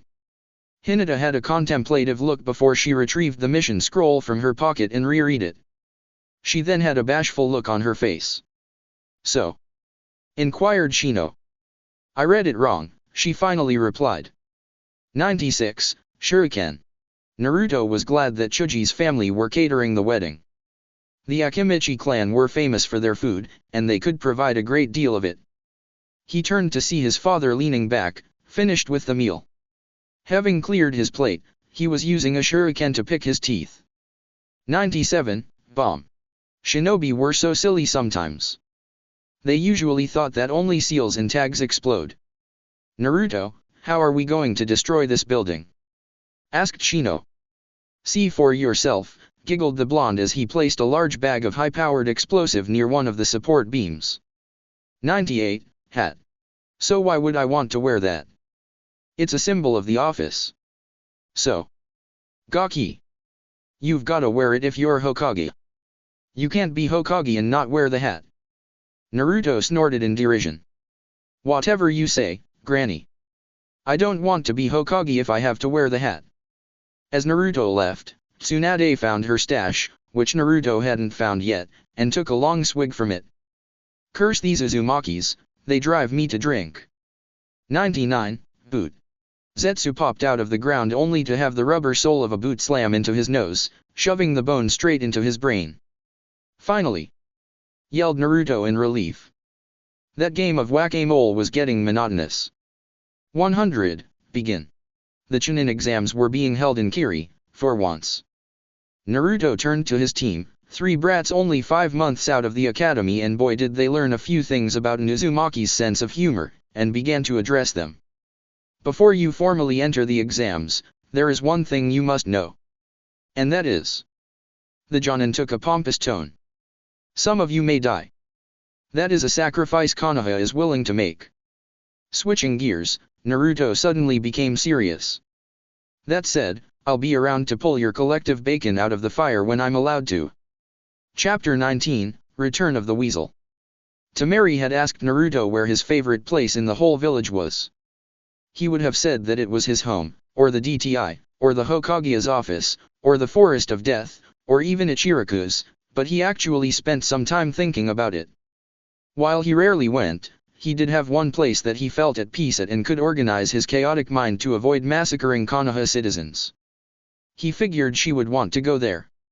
He took her to the top of the Hokage monument, more specifically, the Yondaime's head. As he limped along on his crutches, he thought he probably looked like a shambling zombie. I wonder if I can use my chakra to make zombies? They finally arrived on top of the effigy of Minato to view the village from above. I come here to collect myself, Naruto said. I don't need to do it often, but it is very quiet. He turned to her as she sighed. It's very beautiful up here, Naruto-kun. Wait, kun. Are we that close already? As he puzzled over this, she slowly started advancing towards him, eyes closed and lips puckered. Wait, Naruto said, starting to back up. Temari, what are you doing? She leaned forward to kiss her fellow blonde. Hey. You're invading my personal space, screamed Naruto as he backed off of the edge of the Yondaime's hair and into open air. Oh shit. Swore the girl from Suna. She knew she was dead. If the Hokage didn't have her killed, Naruto's mother would do her in. 00000. Naruto stared at the fox within his cage. Feedback? So that's the reason you haven't been active. Yes, Gaki. The last time I fed you some of my chakra, a lot of yours flooded into me, damaging me greatly. I can no longer control my own chakra. So, that means that there's nothing really stopping me from taking a hold of your chakra on my own, is there? The Cuba blinked. Kuso. Yeah, I guess that makes me the Cuba from now on, doesn't it? The fox sobbed pathetically at that. My chakra. The plaything of that little psychopath, he cried. Remaining sealed within Kushina would have been preferable to this. 00000. Ai. Naruto screamed as he channeled the fox's chakra into his legs, regenerating the damage to them and resetting his bones. Feeling more energized, he flipped backwards and landed gracefully on the roof of a random building. The blonde blinked before laughing. Oh hell yes. The laughing fox is back on his 2 legs. So overjoyed at no longer being crippled, he brought his crutches over his head and smashed them into his cranium, snapping them into pieces. Despite the fact they were made of steel. 00000. Jiraiya was walking along with Naruto on their way out of town. So Temari is not going to get in trouble? Asked the sage. Not unless she tells Hinata that she tried to kiss me, no. Shaking his head, he gestured to Naruto's sake bottle. So, what do you have in there? hydrochloric acid mixed in a 1-to-1 ratio, by weight, with concentrated rattlesnake venom. Why? You want some? Jiraiya hesitated to snatch the bottle from his godson, but then he remembered Naruto's bloodline. No thanks. I thought it was straight sake. Naruto paused for a moment before nodding. Sorry, I forget that most people are featherweights when it comes to poisons. That's alright, the older man chuckled. I forget how hardcore your family is when it comes to drinking. Naruto chuckled briefly. So where was Tsunade seen last? The last any of my contacts had seen her was 2 weeks ago at a town to the northwest. Oh. The blonde replied, putting a rubber stopper in his bottle of poison. Nothing but gambling dens in that direction for a few days as the ninja jumps. She's a gambling addict, Jiraiya admitted. Naruto shrugged. And I'm a psychopath with rather violent tendencies. I don't see a problem with that. 00000. Naruto and Jiraiya traded notes on their individual sealing styles while traveling between Konoha and Pleasure Street Town. Being a traditionalist when it came to seals and having more than 40 years' experience in the field, the older man was able to teach Naruto a great deal. On the other hand, the blonde was legitimately insane and the biological son of a sealing prodigy and had discovered many shortcuts through dangerous experimentation and was able to teach them to Jiraiya. When they arrived at the town, a beautiful raven-haired woman wearing a black, strapless number winked at Jiraiya. Whoa! Groaned the older man. He quickly turned to the blonde. Naruto? Rolling his eyes at the Toad Sage's antics, Naruto responded. Yeah. Book us a place at that hotel. I'll meet up with you later. Have fun, you damned pervert. 00000. Naruto heard a knocking at the door to the hotel room. He snorted in amusement. Must have been rejected already, he thought as he made a clone and sent it to answer the door.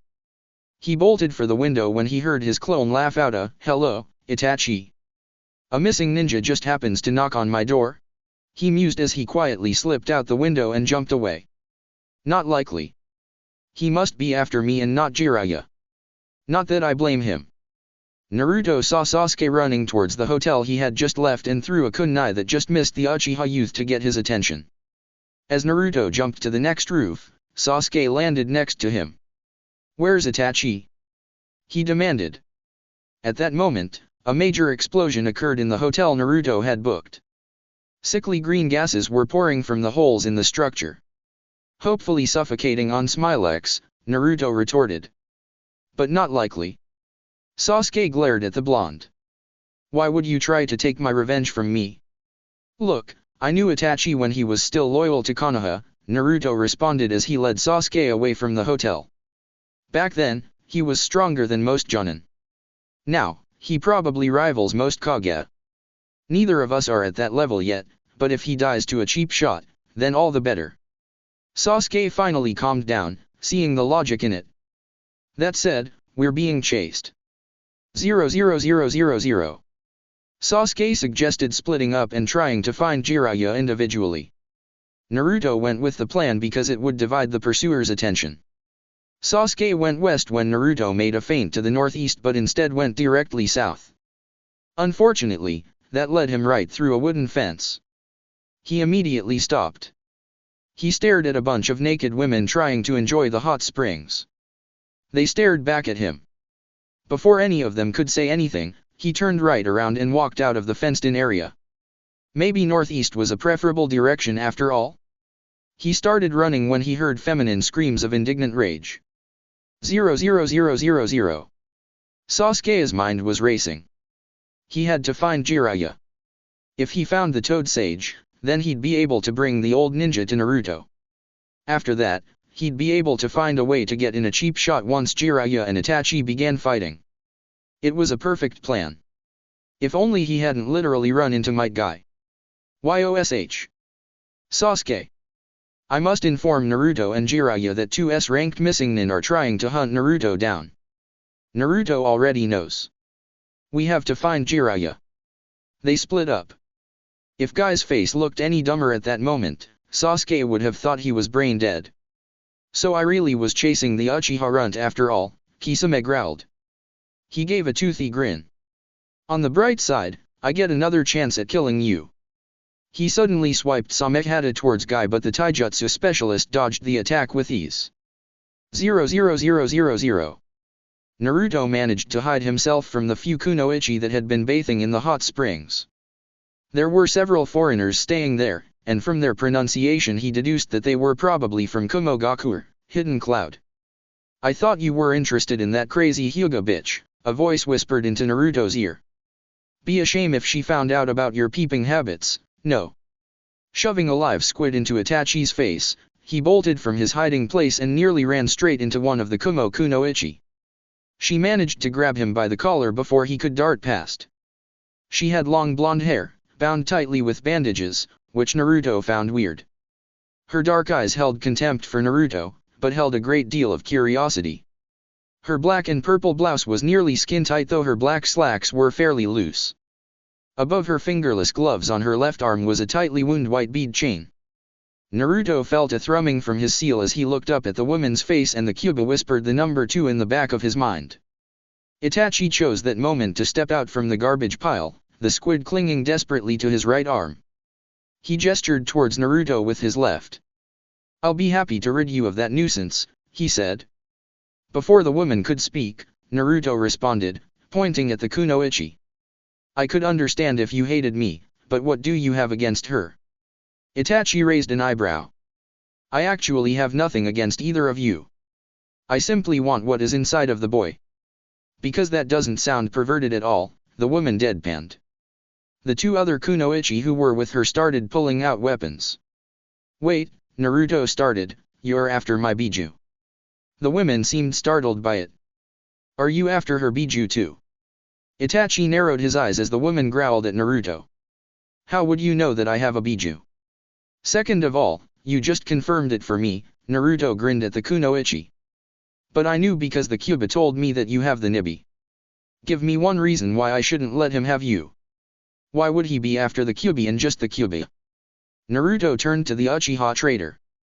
I'm guessing that the weasel would come after the cat after he's done with the fox. She turned her gaze towards Itachi.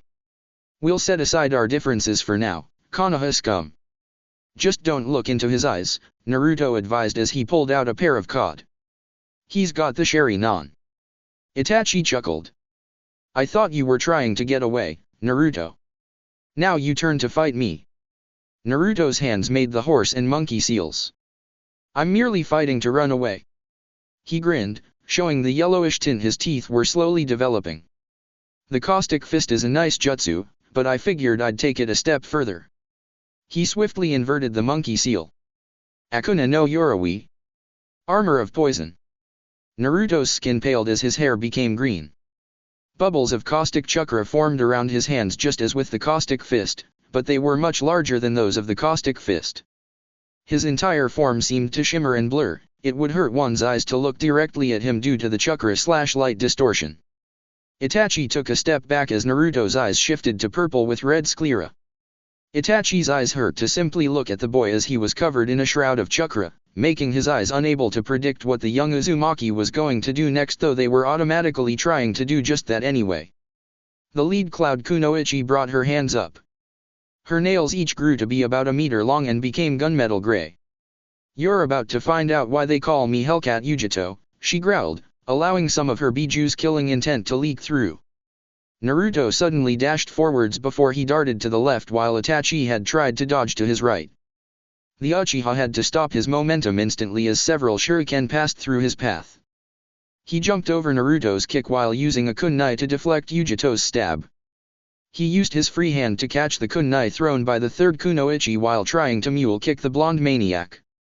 Naruto barely managed to dodge it, but he grabbed onto Itachi's leg with his hands. The caustic chakra began to eat through fabric and epidermis alike when Naruto yelled out, "Duck and cover!"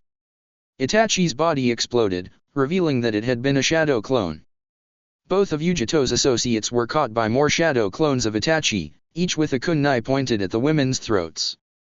Ujito managed to land on her feet while Naruto climbed out of the garbage pile. Whatever was touching his body was withering, melting, and or dissolving as he pulled himself to his feet. Bunshin Daibakuha? The boy asked. Clone Great Explosion. A wooden beam hit Naruto across the back of the head, causing him to tumble forwards. Yet another Itachi was holding the piece of lumber, and it was this one that responded. Correct. It seems it was wrong of me to have Kisame chase after my worthless brother. He turned to Yujito. Keep out of this affair and your associates might yet live. The blonde woman growled, the noise coming from deep in her gut. I'm already involved. Back out now, Itachi commanded, and you won't have to explain to a why two good kunoichi had to die today just to save a single leaf scum. He immediately twisted out of the way of Naruto's dive and hit the boy across the kidneys with the beam, cracking the wood. The boy's technique broke, splashing corrosive energy onto the ground. Naruto coughed while lying prone in the dirt. Gonna whiz red, he murmured. No you're not. You have my chakra. Shut up, Kyubi. Doncha know what a reference is. Are you going to come quietly? Itachi asked. Pretty sure I'm a screamer, Naruto said as he rolled onto his back, channeling the fox's chakra throughout his body. Itachi paused. What? Think like the sexual deviant you are, he grinned weakly as his colors returned to normal. Also, Hira Banshou, Baka no Jutsu. Leech all creation, attack prevention technique. Naruto sank into the ground as if it were made of water and he of lead. Itachi gave a derisive snort. 00000. Kuchi Yase, Yaiba no Hachiman. Summoning, Hachiman's Blade. Naruto was sticking out of the wall into a small smuggling tunnel as he summoned the sword form of the three-headed jackal. What are we killing now? Someone strong, no doubt. Can we get some ice cream? We're going to be a land shark. Naruto declared as he pulled the blade into the wall after him. 00000. Itachi was mentally going through what earth release jutsu he had learned before he had to dive to the side to avoid being impaled by a blade. Missed, it said. He dodged to the west, it spoke again in a different voice. Blood smells like copper. It giggled in a third before it slid back into the ground. Itachi had to dart away again when it shot out of the ground a second time. However, an ethereal jackal muzzle materialized out of the side of the blade and caught the rogue shinobi by his left big toe. Eeny meeny miny mo dash, sang the first voice. Catch a weasel by the toe dash, continued the second. If he hollers bite it off. They finished in unison while the mouth crunched down on Itachi's foot. The Uchiha gasped in pain before tearing himself away from the sword. He was disoriented now that he was missing one of his vital toes, so it was no surprise that he fell onto his backside when the jackal face spat the toe at his forehead. Eeny meeny miny toe. The third voice laughed. Before Naruto could pull Kyubikari Honku back into the ground, Itachi's shadow clones appeared near their fallen creator. Using a fireman's carry to pick him up, the three attack eyes disappeared in a swirl of leaves. The weasel ran away. Sang the three voices of Hachiman. Naruto pulled himself out of the ground and dismissed Hachiman. He turned to find Yujito and her two companions approaching him. Thanks for the help, the boy groaned as his legs gave out from under him, plopping him down onto his behind. You have the Kyubi, then? Yujito asked, ignoring his gratitude. Yeah. Just like how you have the Nibi. I wonder how much ransom money Konoha would pay to have you be a dash. Naruto's raucous laughter interrupted her. He fell onto his back and held his sides, cackling with mirth. Good one. What's so funny? Asked one of the other kunoichi. Naruto paused. Oh, you were serious. Here, let me laugh harder. His legs began kicking in the air as he rolled around in the dirt, laughing for all he was worth. So they wouldn't pay a ransom for you, concluded Yujito. The boy's laughter subsided into chuckles. Nah. My dad wouldn't let them.